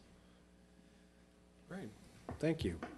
Do you have something to respond to? Okay. So one of the issues there, if you're standing on Tamil, parallel with Drake and facing Drake, if you're at the corner, on the east corner of Tamil and Drake, that lane is actually offset from the lane across the street and brings you a foot closer to the traffic. So I'm not sure if that's what you're talking about, Adam. And that is an issue, but it's the way Drake is configured there. And in order, they just don't go straight across. Does not go straight. Right. It's like the whole street is offset by a foot. So what happens is if you're standing there, and I've done this too, and in watching kids even, if they're standing there, the cars are like literally in your face. And we've talked about trying to do some kind of barrier there. I'd have to look into what we can do.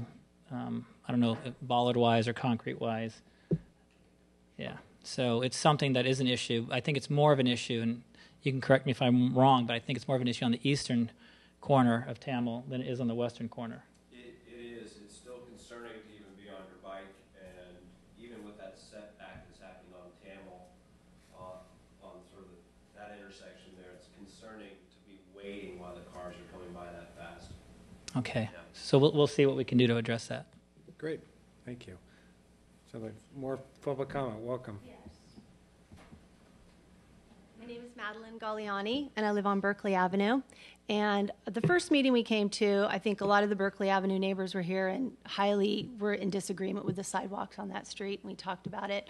I unfortunately missed the last meeting, and I understand at the last meeting there were some neighbors here, and I think when it was spoken about how neighbors are in agreement, and I respectfully disagree with you. I think there are plenty of neighbors who are in still strong disagreement with the sidewalks. From what I understand at that meeting, there was one of my neighbors. He raised his hand and said, let's just put it on the other side. So it was kind of like, not on my side, we'll just put it on the other side. That's what I was heard what happened at the meeting. So if and again, you can just, I wasn't there, so I'm just stating what was said by the neighbors.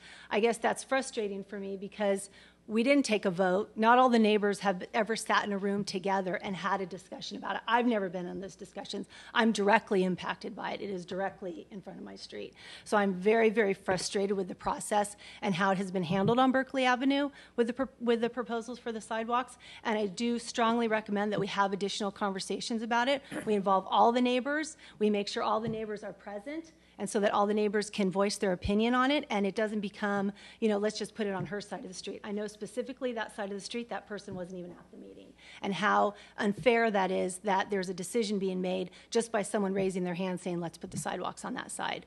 We absolutely need to have further discussions about it. I would also like to see, even just a temporary, even if for a week, if we could put up some sort of, pretend barrier of what it would look like. So I think we need a visual of what it would look like so that the neighbors and the parents of the school can see. I'm a parent at the school. I talk to the parents. Believe me, I've not talked to one single parent who says they want sidewalks on Berkeley. I'd like to know which parents are saying that. I will join the parents club. I would love to have comments with them. I think that maybe that was 2 or 3 years ago. I still have children there. I'm going to have them there for another 4 years.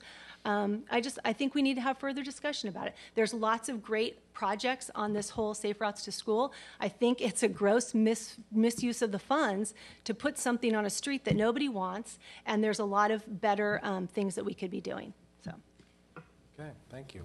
Tom, can me ask you a question? Why don't you want a sidewalk there? I think that the street's too narrow. So it's going to narrow out the street already. Already cars cannot go by. So you definitely, 2 cars cannot get by at the same time. You barely can. You're going to add those sidewalks. You're going to take away parking. It is a zoo. And there's this double-edged sword. You want people walking. The reality of it is they're dropping cars. I will start taking pictures in the morning at 2:10 when they pick up the first graders, at 3:10 when they pick up the older kids, and at 8:30 in the morning. It's Grand Central Station on Berkeley and on the Alameda. And as much as we want people to walk, and I get it, I want the streets to be safe too. And putting a crosswalk at that path in that corner is the most horrific idea I've ever heard of. That is a nasty, nasty corner there. So that is a horrible, horrible idea. I live on that corner. I live there. I see it. The kids going to Drake every day. The people going to wherever they're going. They're speeding at 8 o'clock in the morning. So yeah, it's just too narrow, and it's going to narrow out the street even more and make it worse.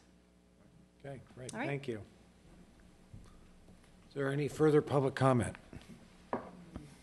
Okay, bring it back for further discussion. This is a reviewing an update, so there's no action, but are there further comments? Ford, do you have anything? Or? Oh, gosh, quickly.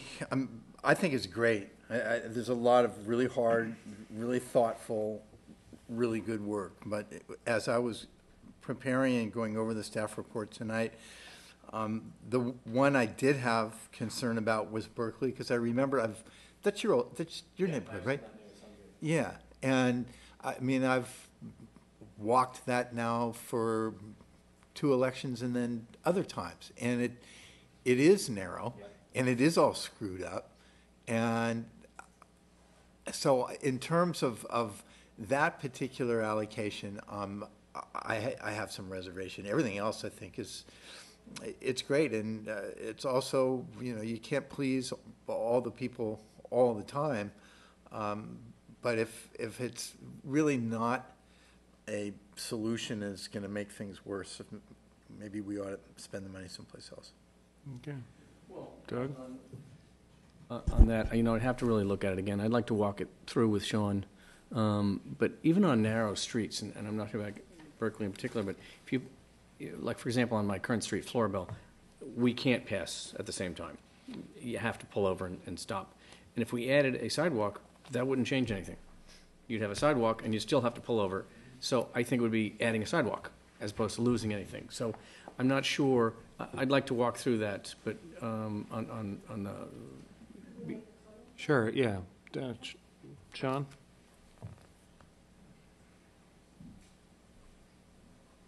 For most of that Berkeley, it's not going to be narrower because we're going into the public right-of-way that's not being used by the street at all. Okay. So it's the dirt area. There is one section where it will get a little narrower, but for most of it, it will not get narrower. Okay. All right. I'd still like to walk it with you. Okay. At 8. Yeah, no, exactly right. It's got to be in the morning. Yeah. No, it's totally different. Okay. It's a totally different. That's a good time. Yeah. Do you have any other comments? Or? No, we're living in a small town with a lot of people who have small children and need to get them to school. And it's just a really tough thing in everybody's neighborhood. It's tough over on Saunders Avenue when Drake starts up.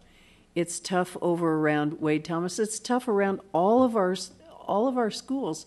And we're going to have to do more public not outreach, but public education, as Todd is talking about.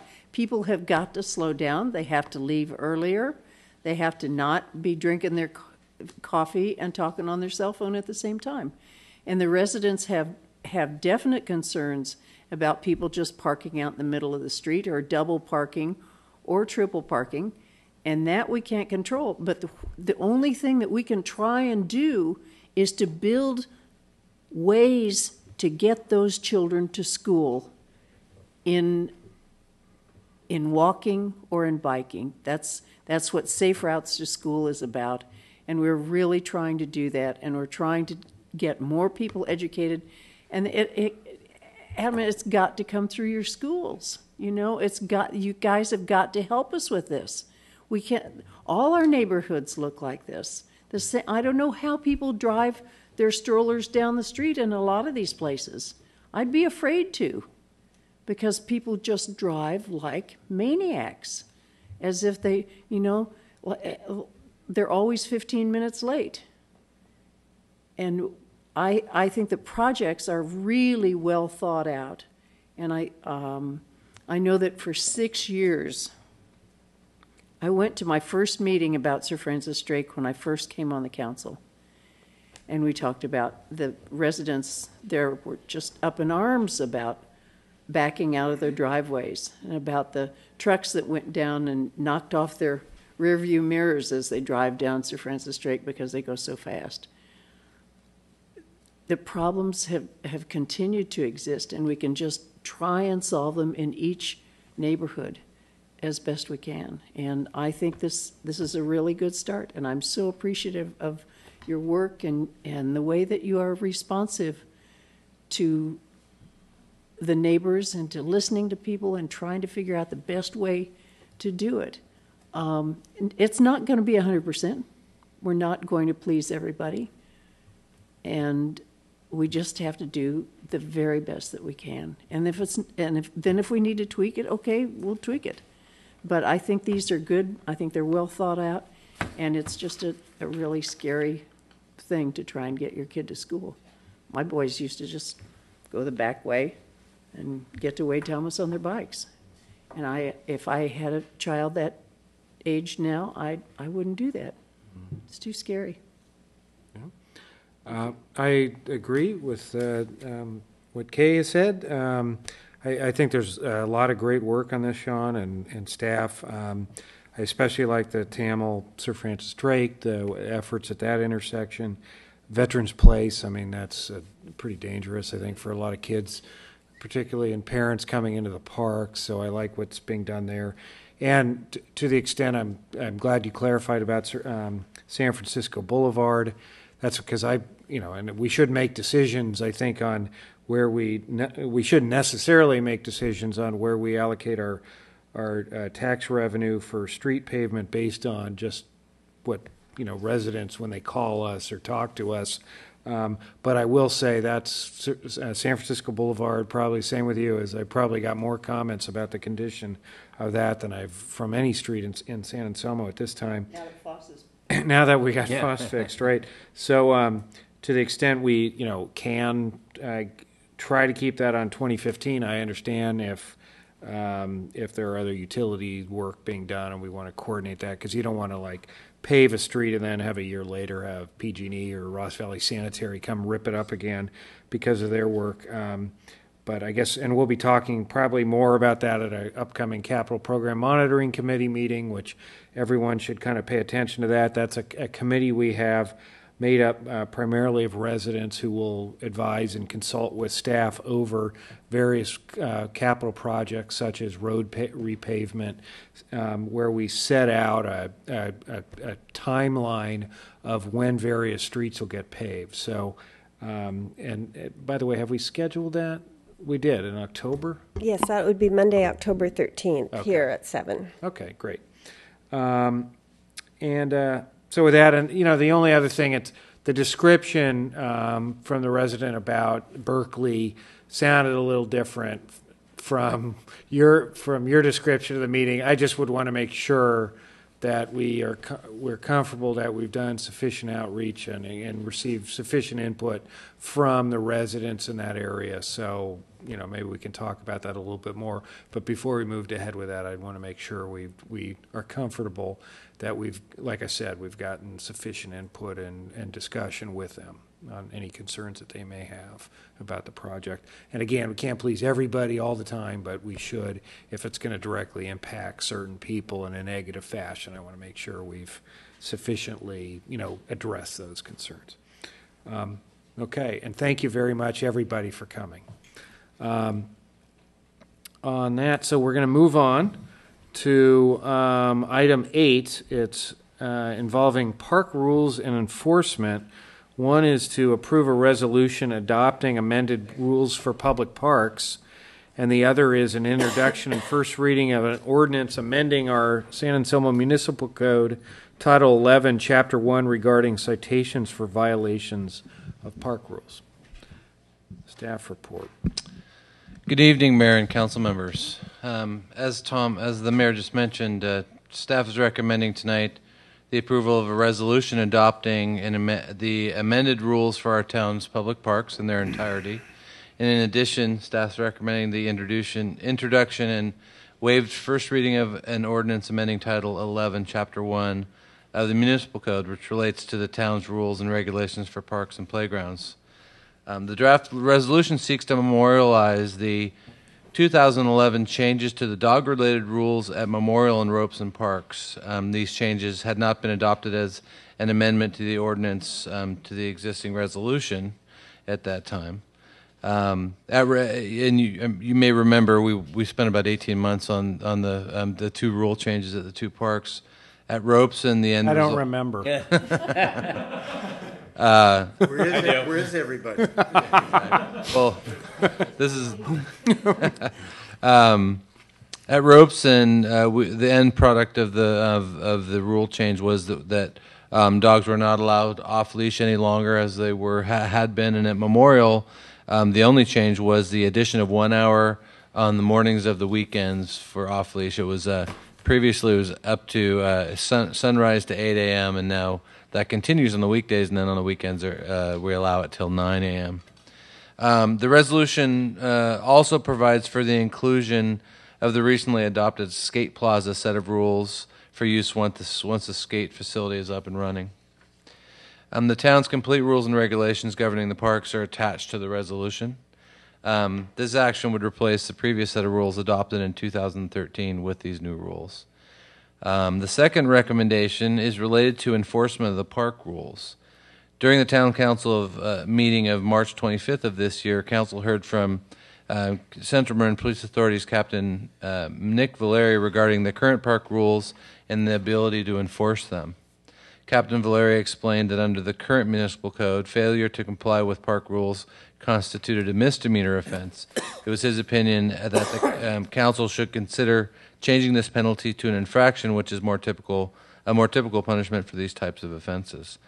At that March meeting, council instructed staff to return with a draft ordinance that made this change. So in your packet, you'll find both the proposed resolution and the draft ordinance. Okay, any questions? Is there any public comment on this? Yeah, come on up.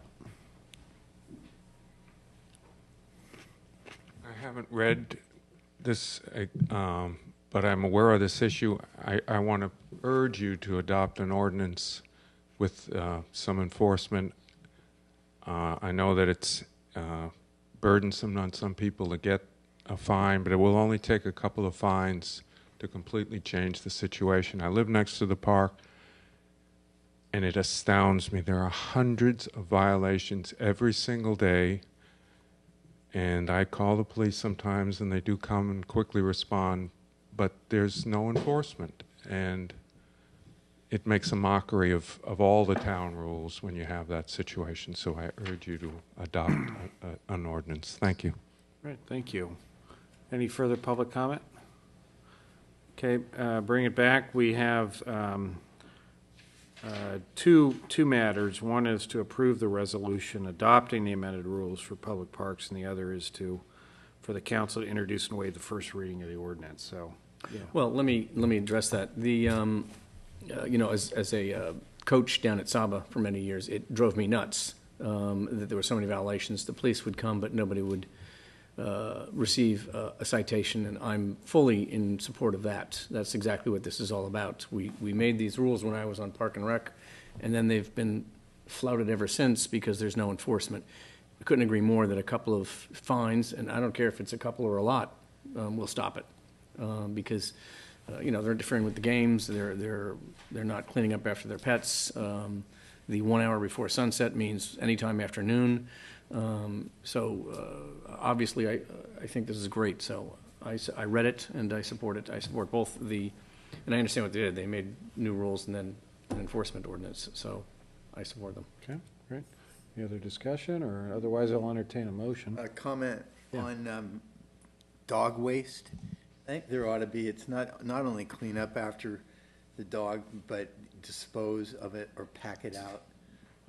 Not do to put it in the bag and leave it for somebody else. What is that about? Because it's all over the place. It's so rude. And so since we're being specific, let's be specific. I'd agree with that. Pick it up and pack it out. Don't put it in a bag and leave it for somebody else to move. So wait, which rule is this? But on page 1, under rules and regulations for all parks, second to the last. from the last bullet point. I think we actually have an ordinance that covers the removal of dog waste. Well, then this ought to be consistent with so that. we might need to add to that ordinance, amend that ordinance. Pack it out? I don't believe so.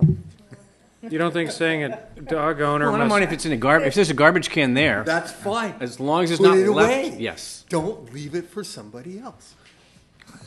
You don't think clean up their dog waste isn't sufficient? No, it's not. Look around. I know. Strangely, I mean, I know you have dogs. I now have a dog again. It would never occur to me to wrap it up and leave it there. But then you find people with diapers in this Safeway shopping center under the car. It's not sufficient to say it, although it should be. I recently had an article in my newsletter on that very topic because several people asked that I do so. I don't know that it makes any difference to people. Okay.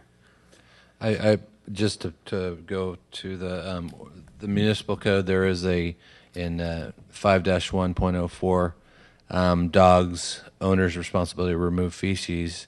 It shall be unlawful for the owner of or person having control of any dog to allow such dog to defecate upon any public property or any private property not owned or possessed by the person owning or having control of the dog, unless the person immediately removes and disposes of the feces in a sanitary manner. Good. Can we just put that dispose part on here so we have consistency across the board? Absolutely. Clean up and dispose of their dog's waste. Pick it up and pack it up. Very impressive prompt research there, Dave. Yeah, I know. I had it up. I had it up already. He had it bookmarked. The other thing I wanted to ask about was the 100% no alcohol in the park prohibition. I mean, does that mean like a family that's having a picnic and wants to have a bottle of wine that they can't do that? That's interesting you mentioned that. We actually have been working on trying to look at how we might be able to deal with alcohol in the parks, and we'll be coming back in October with some recommendations on that. Can you give us a preview? Sure. Are you planning a party? I'm just curious. Yeah, well, it just seems excessively tight. Teenagers, sure. Right. Raucous parties of 25 people or whatever. Right. Sure, but a couple or mom and dad and the kids with a picnic basket and a bottle of wine, too tight. That's well, interesting. but then the counter is you've got the picnic area right next to the playground, and you think if it's a parent and drinking wine, it's a big group drinking beer right next to a playground of kids. So, sometimes we've seen the coolers at the Saba games, and they're not exactly drinking. No, they're not. Get me started on that. Anyway. And to follow up on the preview, the way we're approaching it is we have several town events that we have two that have ABC permits and we're covered, but we also have the Beatles event and the picnics on the plaza, and to some degree the music in the park, Right. where we know people are having a little bit to drink. So we're going to be recommending the allowance of a very sort of measured amount of personal consumption by permit. So events that typically, so it's not really the casual user.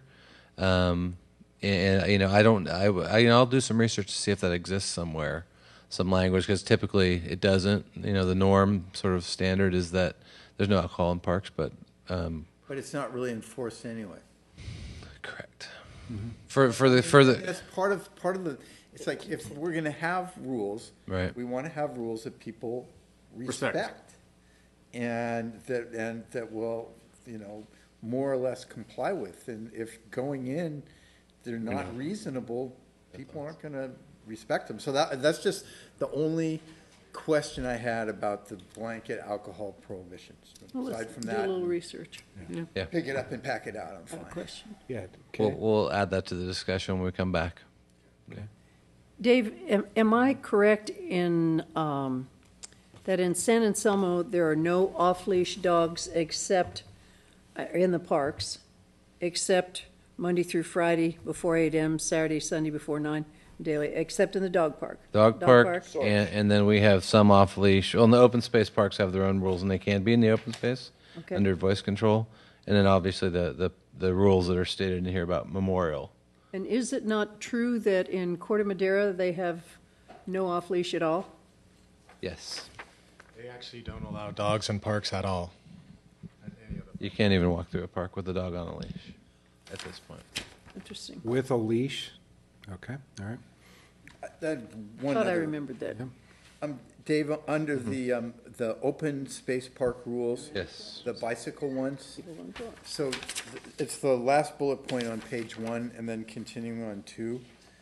So it says, no person shall operate any bicycle on town property except on paved roads, fire protection roads, designated bicycle pathways, or public roads not signed against such use. So that, I think what that means is that just using the fire protection road, if there's not a prohibition sign, it's okay. Is that the intent of that?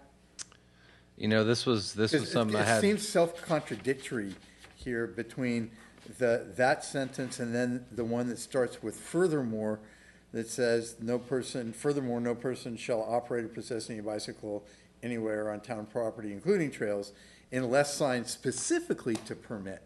So there's an internal inconsistency there that just seems problematic. And could we not then state it in the positive?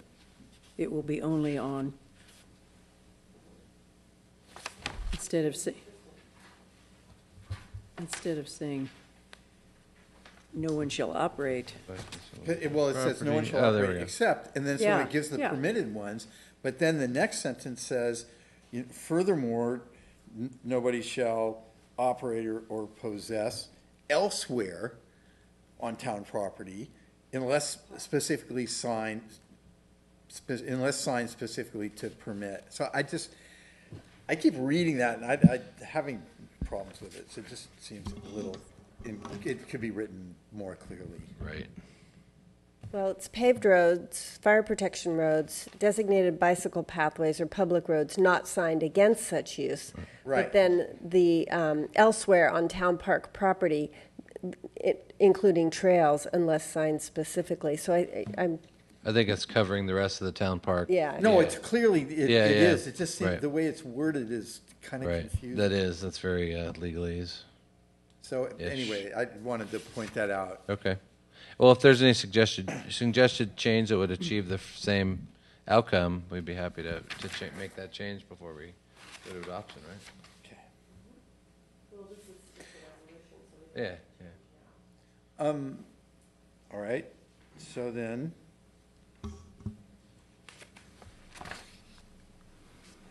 I would get rid of the furthermore. How would I say it?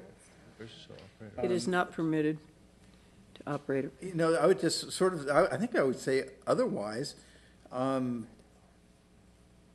No one may operate or possess a bicycle on town property unless signed specifically to permit it. And just kind of cut the verbiage down so that it's. So no person shall operate or possess any bicycle or similar vehicles on town property, on town park property. But start with otherwise. Instead of furthermore? Instead of furthermore. Maybe, and maybe that's just ridiculous.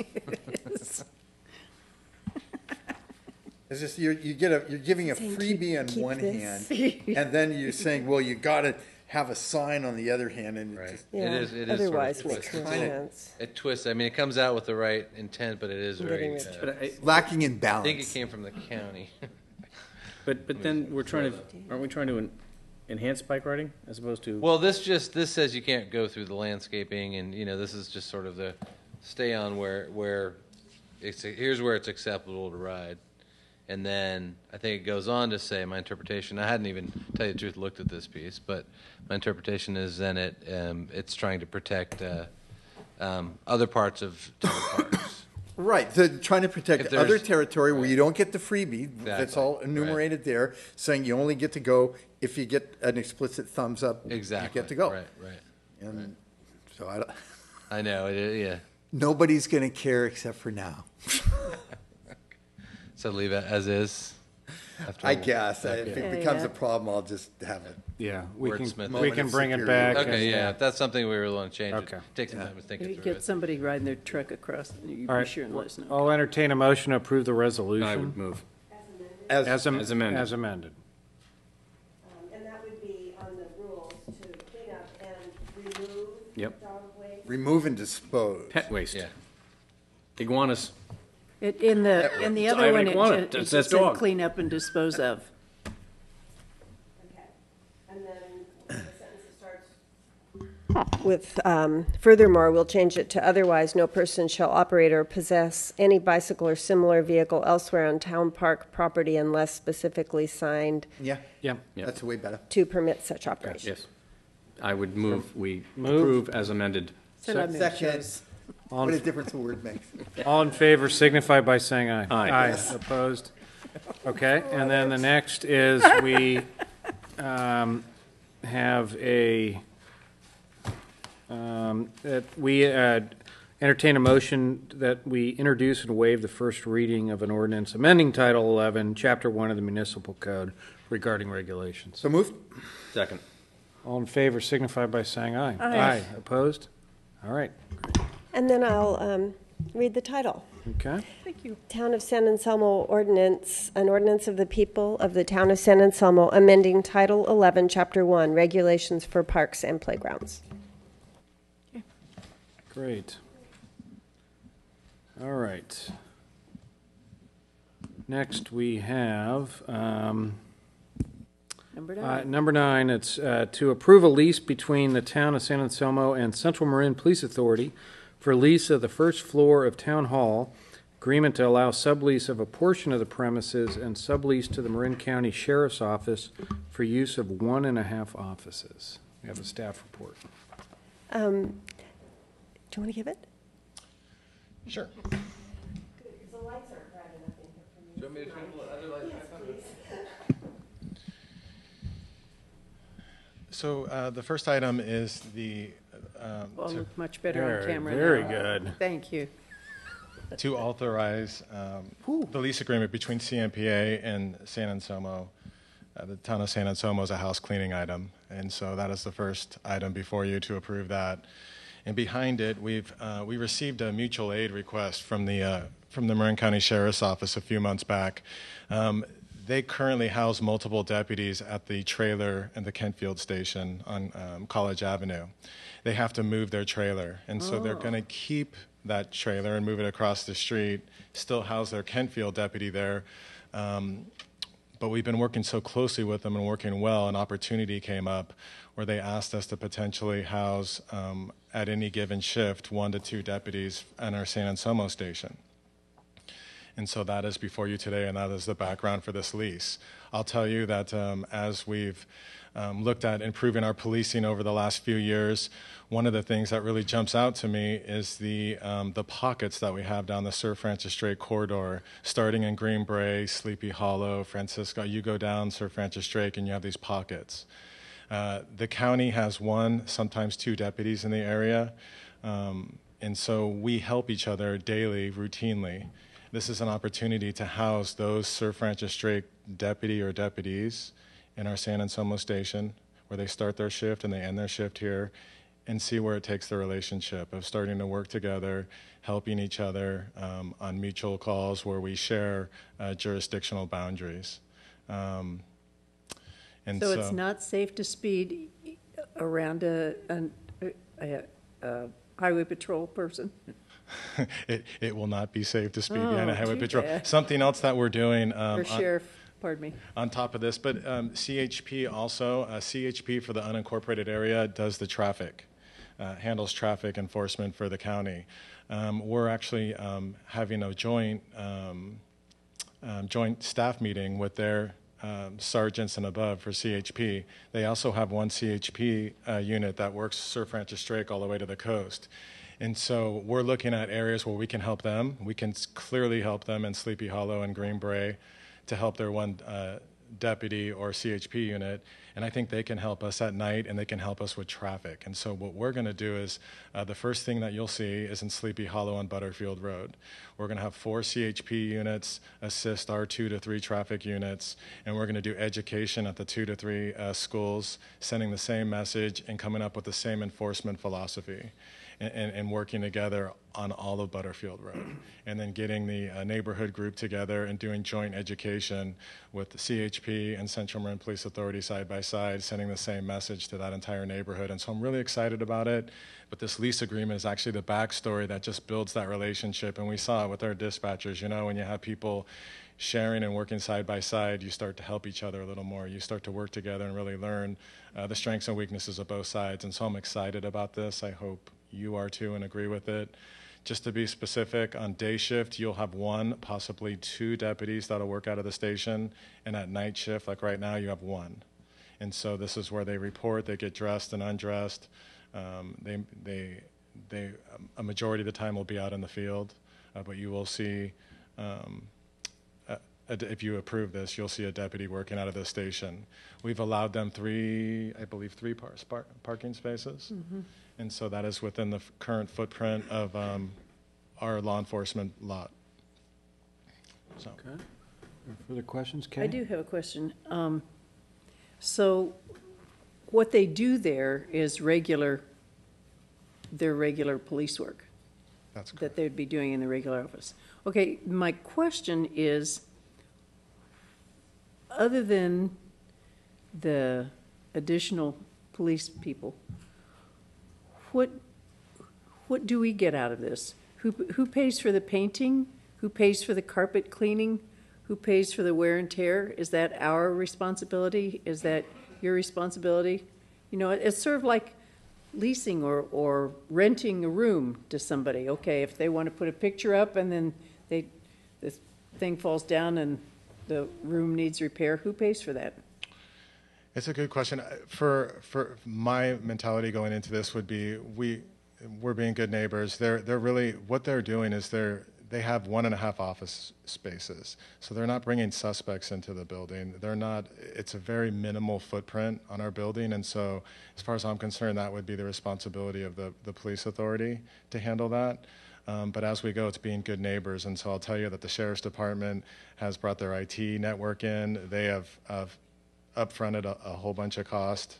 They want to be good neighbors too and make this work. And so just want to make sure. Yeah, I don't see it as an issue, but it's a good question. And if it becomes one, and it was a big ticket item where there was damage to our building, I would expect the sheriff's office to cover that. And if they didn't, then I would assume that our lease wouldn't last very long. So. Okay. Questions, Doug? Yeah, I saw I saw that there was, a $1 deposit and a $1 rent. So I assumed there were no other costs. What are the other costs that are involved in this besides a little bit of electricity? And I mean, as Kay said, if something goes wrong, of course, But what are they, if they're out patrolling for most of the day, they come in the morning, they come in at night, what are they using? They're just using the office to check in, check out. That's correct. They're using the office. They could, they'll use the bathrooms, and so you'll have water. But really, it's minimal. It's a minimal footprint. Yeah. It's really, it's a small request with, I think, high upside. And high upside, and I'll point out some things. You may have, one of the biggest concerns with the consolidation was that we're going to have people racing between Larkspur and San Anselmo. I'm here to tell you that that's not a reality. It may be a perception for some. It's always a concern for us. The way that we police and we staff San Anselmo and Corte Madera, the two cities or the two towns that are on the outskirts of Central Marin, we keep minimum staffing levels there all the time for a reason. But what I'll tell you that we up our staffing levels during day and swing shift, where we literally have 12 officers on duty, where we put all of our staffing, because that's the calls for service. But at 3 in the morning, we lower our staffing levels because the calls for service. Now we just picked up 1, possibly 2 extra officers that are in the Ross Valley that are working out of San Anselmo. And so I already have my 2 officers that are here at night. I have 2 more now, and I'm excited about it because I think it's a big deal. It means a lot. I think we're going to get a lot out of this, and really on a low footprint of our current facility. I see nothing but pluses. Given all this, why is the term so short? See whether they really are going to be good neighbors? I think it's to see how it goes, yeah. I think it's, it's... Because it's just a little more than a year. Yeah, it came out as a mutual aid request, and I really feel like they weren't sure that we would even consider it, and we did. And I think let's see how it goes for a year. If it's successful, then we come back and we'll talk about it. If it's not, then hey, we all try. It's over. Okay. But I see it as a positive. I think this is going to be successful. The sheriff's deputies or officers who are here, where are they assigned to? Are they covering Sleepy Hollow, other areas of the county? Are they getting in their vehicles and driving longer distances? Do you know? So for the night shift, the 1 deputy, they basically work from the border of the Richmond Bridge all the way down Sir Francis Drake, unincorporated Green Beret, all the way down Sir Francis Drake. They have Sleepy Hollow, some of the unincorporated areas in San Anselmo, all the way out past Fairfax to those. So it's a wide area for them. Okay. Yeah. Yeah, I guess I don't pay as much attention. So there are typically a number of sheriff's vehicles just going up and down Sir Francis Drake and out to the county area, West Marin. Right. You'll have a coastal unit and you have a Sir Francis Drake unit. You would have a deputy that works Kentfield Monday through Friday, 8 to 5. And that unit will stay in Kentfield. Okay. And so, yeah. Okay, great. Is there any public comment on this item? Okay, seeing none. Bring it back for discussion and a vote. So we move the item. Yeah, we actually have 3. So we have the lease with the Central Marin and the town for the lease of the first floor of Town Hall. Did you address that, Todd? I'm sorry, so this is a house cleaning. We took this, I think, first before the police council meeting months ago. Right. And it's one that we realized we need to come get to it town approved. for Yeah, it. since we've been here for a while. So that's really a house cleaning item. So that's the first one. So we have some leverage. We could. What do you get? $2. I'll give you $2. Oh, wait a minute. Corte Madera. Doesn't work in our budget. And then the second item would be the agreement between the town and CMPA to allow the sublease rental property to the sheriff's office. Then all 3, then the sublease from Central Marin to the sheriff's. Okay. So I'd move all 3 items. Okay. Second. It's been moved and seconded to approve all 3 items. All in favor signify by saying aye. Aye. Opposed? All right. Thank you. Thank you. So let's move on to item 10, review ordinances from adjacent cities regarding the prohibition of smoking in multifamily residences, and then provide direction to staff on that. Currently, the town's smoking ordinance does prohibit smoking in public places within 20 feet of any entrance or exit to a building and places of employment. Smoking optional areas are private residences, retail tobacco stores, and some others. But our current ordinance does not regulate smoking in multifamily residences or duplexes. And recently we had a request that the town consider regulating smoking in multifamily residences. Two of our neighbors have such ordinances, and that's San Rafael and Fairfax. I've included both of their ordinances in your packet. Basically, their ordinances call for no smoking in some, in Fairfax's case, or all multi-residential units.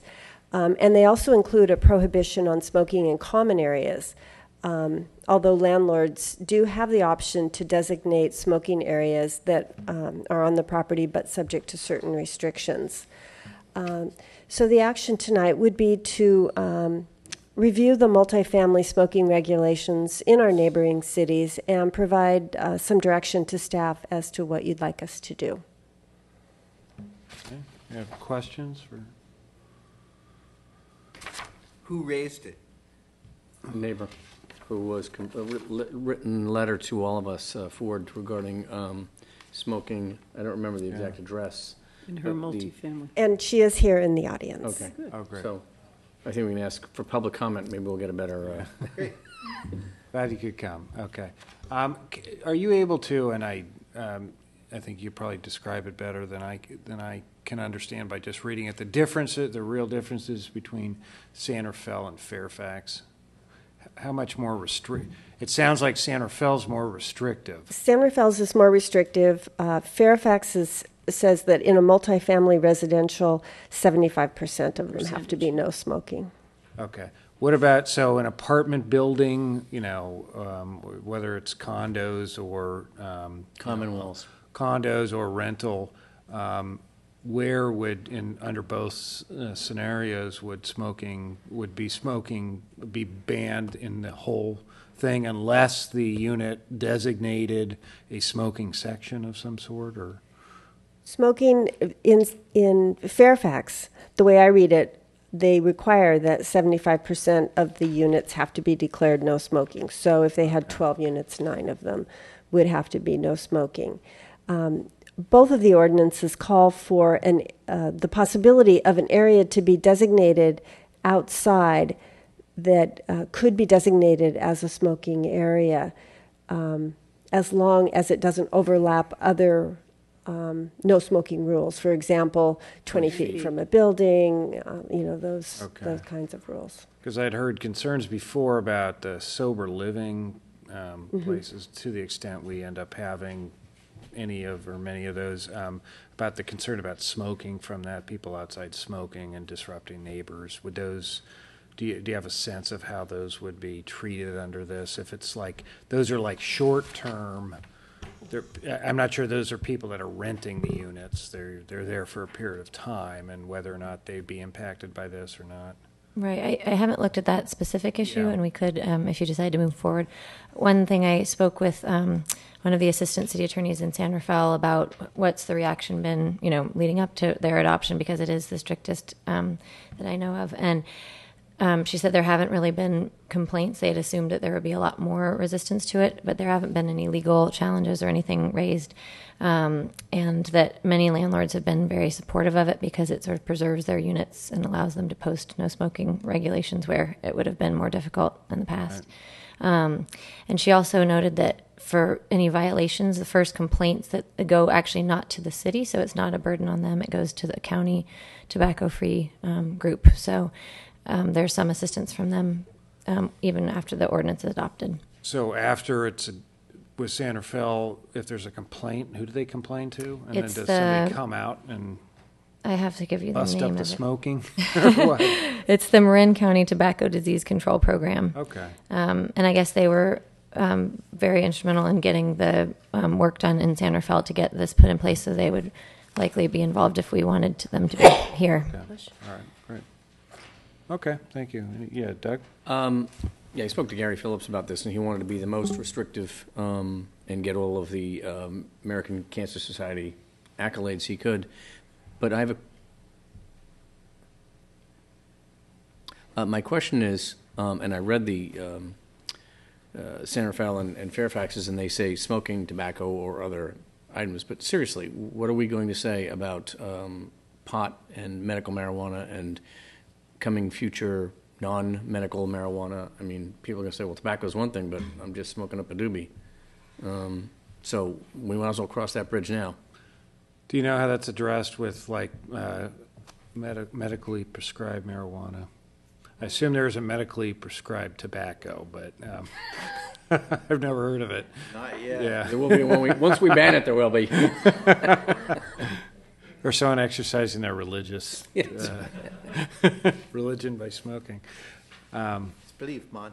The documents that I read all said tobacco, and then other. I don't remember it. I could find it in Combustibles. there. No, it's growth, plant material is what it said, and marijuana is a plant material, so I knew it fit into that. So it bans it, but really? Yeah. Okay. Okay. Great. Is there public comment on this? Welcome. Come on out. Thank you for being patient, staying so long. Yeah. Thank you for taking my email and hearing me speak. My name is Trista McCauley, and I live at 68 Hawthorne Avenue. And I don't live in an apartment, but we bought our beautiful house a year ago, and quickly it was overshadowed by the back of our property borders up against apartments that are on Sir Francis Drake, unfortunately. We have a fence and trees, but the people that live out there have a small back area that borders right up against our fence, and they sit there and smoke and smoke and smoke, and it wafts right into our house and our backyard consistently, to where I have to bring my children inside and shut all the windows, and it's awful. So I've worked with the landlord. I've been talking to him, and he basically has the same issues of I don't know how to police this. If there is no law in place, it's very hard for me to put up the signs and police. If there is a law, such as San Anselmo or Fairfax, it makes it easier for him to put the regulations in place. And he's all for it. He says the same thing, that it helps him preserve his apartments, and so he's for it. He just left it to me to take care of. Period. So I'm here requesting. It's a horrible thing, and it's I think I've talked to other neighbors in the area. I've talked to other neighbors actually in the apartment complex that deal with it, and it's really invasive. And I think it's a health concern, and I think it's something that should be addressed here. And I look for you to help with that. Okay. Thank you. Great. Yeah. Hold on, Trista. Yes. That's they're outside, correct? They are outside. Okay. Yeah, in the backyard. I've asked her. I've sent emails and we've corresponded and requested that if she smoked, please do it in her own house. Inside. Inside. But So that she doesn't want to. She doesn't want to put it in her own house. Stink up her apartment. She has no problem stinking up my house in my yard, but no, she won't go inside. Okay. So, Great. Thank you. Thank you for I coming. appreciate it. Lamb, 8 Laurel Avenue. A couple of things came to mind when I was reading the various codes. One is in San Anselmo code, if you're considering modifying it, it does not mention e-cigs, and I wonder if you want to add that to the mix, e-cigarettes. They're fairly new, and I think there are probably lots of questions about it. The people who smoke them say, "Oh, it's just vapor." I question that claim. I don't know if we have definitive proof of that one way or the other. The other thing it came to mind too is, regardless of whether you have rules or not about cigarettes, people are going to smoke. And they're going to have cigarette butts, and they're going to throw them on the ground. And recently, there was some discussion about how to spend money for recycling projects, and the idea came to me: what if we had some cigarette disposal containers in various places around town for people to put their cigarette butts? There are quite a few options, and I've seen a few in different places around the county, and I would like to see some in San Anselmo. Maybe it would reduce some of the stuff I see on the sidewalks and dirt and creek and bench areas. So Although it might encourage people to go near there and smoke.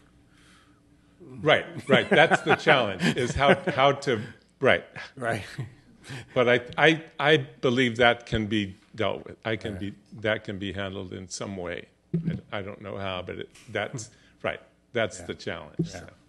So. Great, thank you, Steve. Any further public comment? Okay, bring it back. What do people think? First thing, just like the dog poop, pack it out.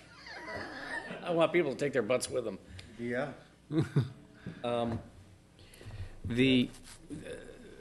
I'd like to see an ordinance written up we could look at, obviously. My concerns are marijuana and outdoors. I don't know how they regulate. I guess I didn't read that It's on carefully. page 8 of 10. Okay. All right. I'm going to bring that up. All right. But if we're going to have a smoking ordinance, I would rather follow the more strict San Rafael ordinance than Fairfax.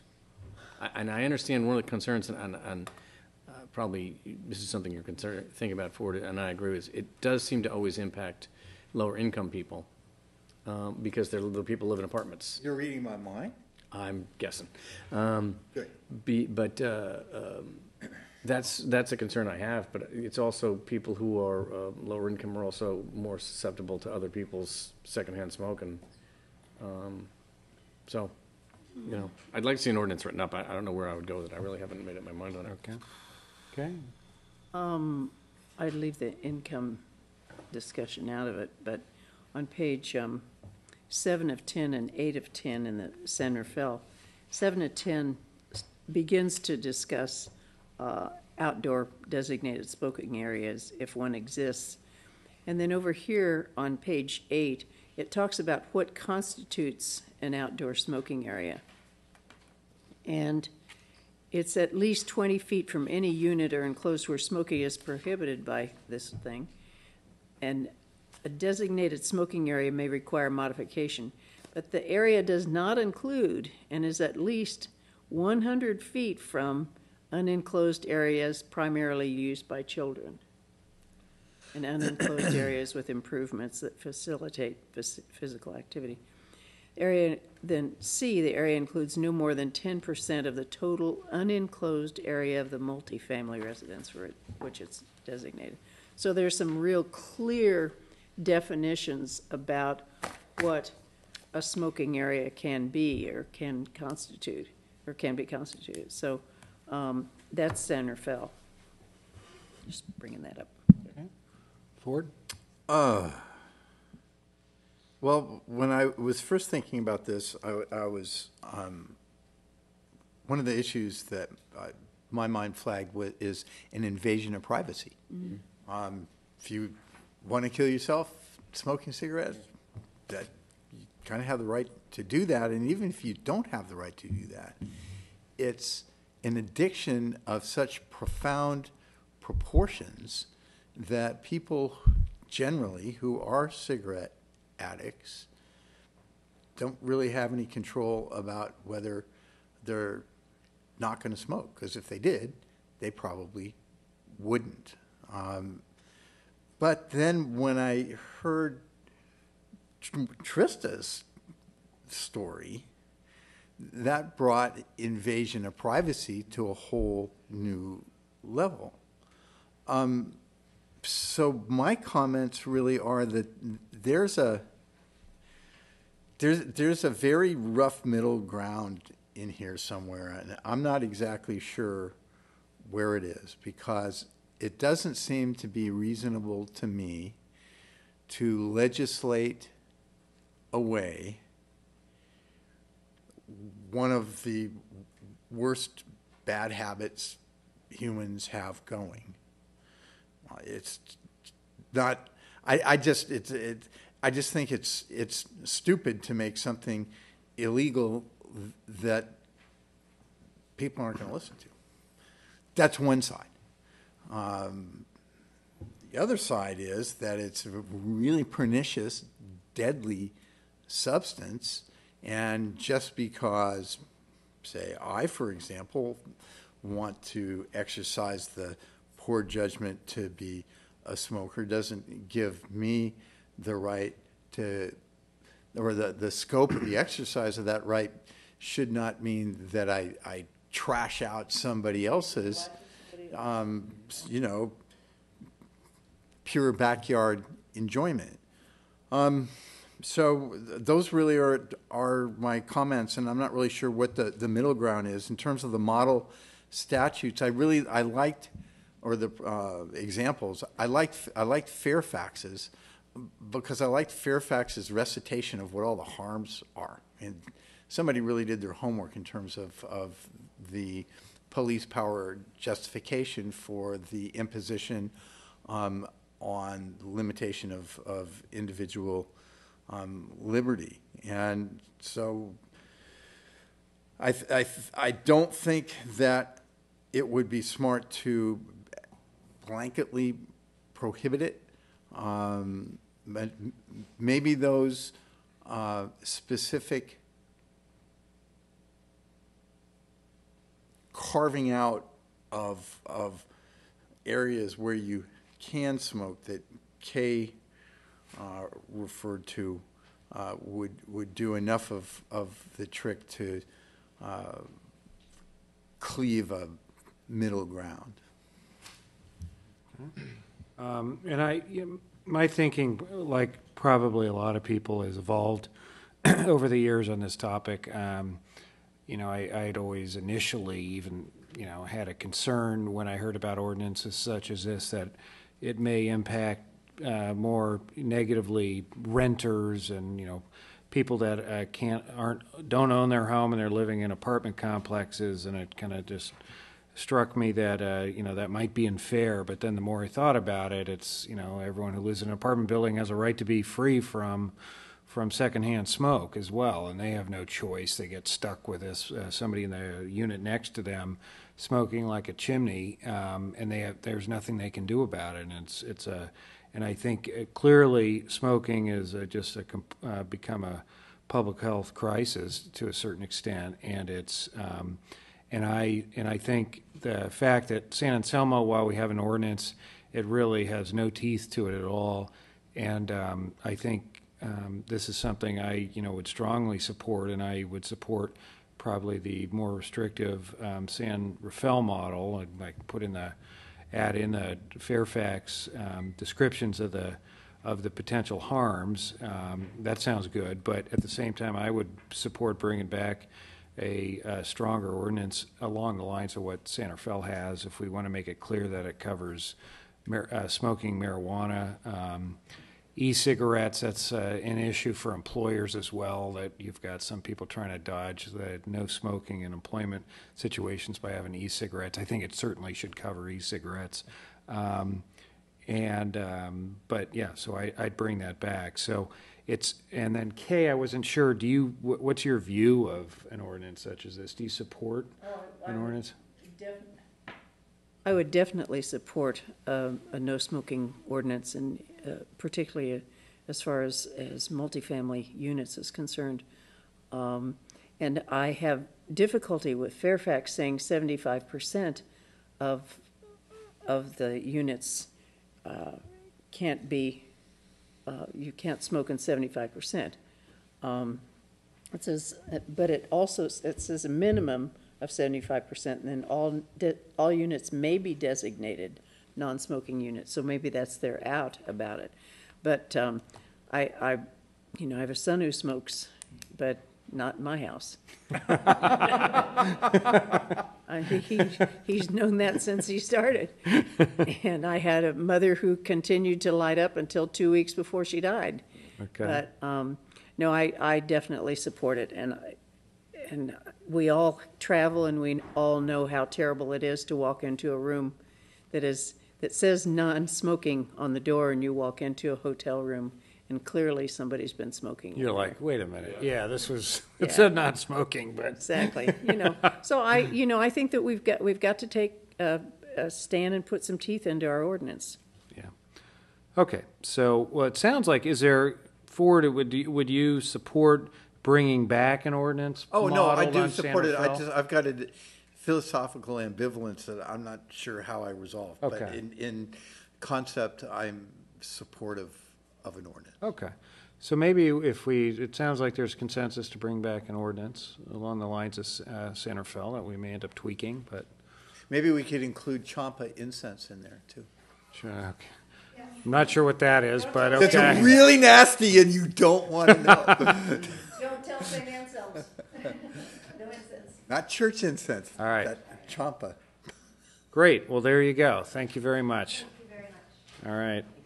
So we have item 11. Is this something, would there be support for We should wait bringing for this John. back at the next meeting? Yeah. Okay, great. Okay, any objection? All right, so we'll move that to the next meeting. Item 12, consider cancellation of Tuesday, November 11th meeting due to the Veterans Day holiday. Staff report on that? Yes, this year the Veterans Day holiday falls on a second Tuesday, which is your regular meeting day. You may choose to cancel the meeting or alternatively try to find another date to meet. If you choose to cancel the meeting, more items would probably be placed on the agenda for the meetings on either side of it, October 28th and November 25th. Do you have a sense at this point what may be on the agenda around that time that? How's our workload looking? It's really hard to say. With the housing element, we are going to be looking at 4 new ordinances that are required by state law. So that would be coming forward. You know, we do have a number of projects that'll be coming forward. It's really hard to tell. I think we could probably manage it. Okay. All right. Is there any questions on that? Any public comment? Bring it back. Yeah. Tuesday, November 25th is 2 days before Thanksgiving. Yeah. With a big agenda. Pretty big. But as a result, we don't have a lot of You going public away? there. No, I'll be here. It'll make up for that nice long meeting last week. Yeah. Well, Which the meeting? I mean, 15-minute 2 weeks. meetings. Oh, Yeah. I think it's too challenging with meeting rooms and everything to reschedule. Yeah. So I think it's either cancel or not cancel. And so I don't think we can proceed What- on it. Yeah, why don't how about I'll entertain a motion to cancel the meeting. So moved, or second. either way. All in favor signify by saying aye. Yes. Aye. Opposed. Okay, and that's it. One thing I would like to close the meeting in honor of Phyllis Ostrander of San Anselmo, who recently passed away, was a volunteer in our office, and a great woman, so. That's great. Thank you.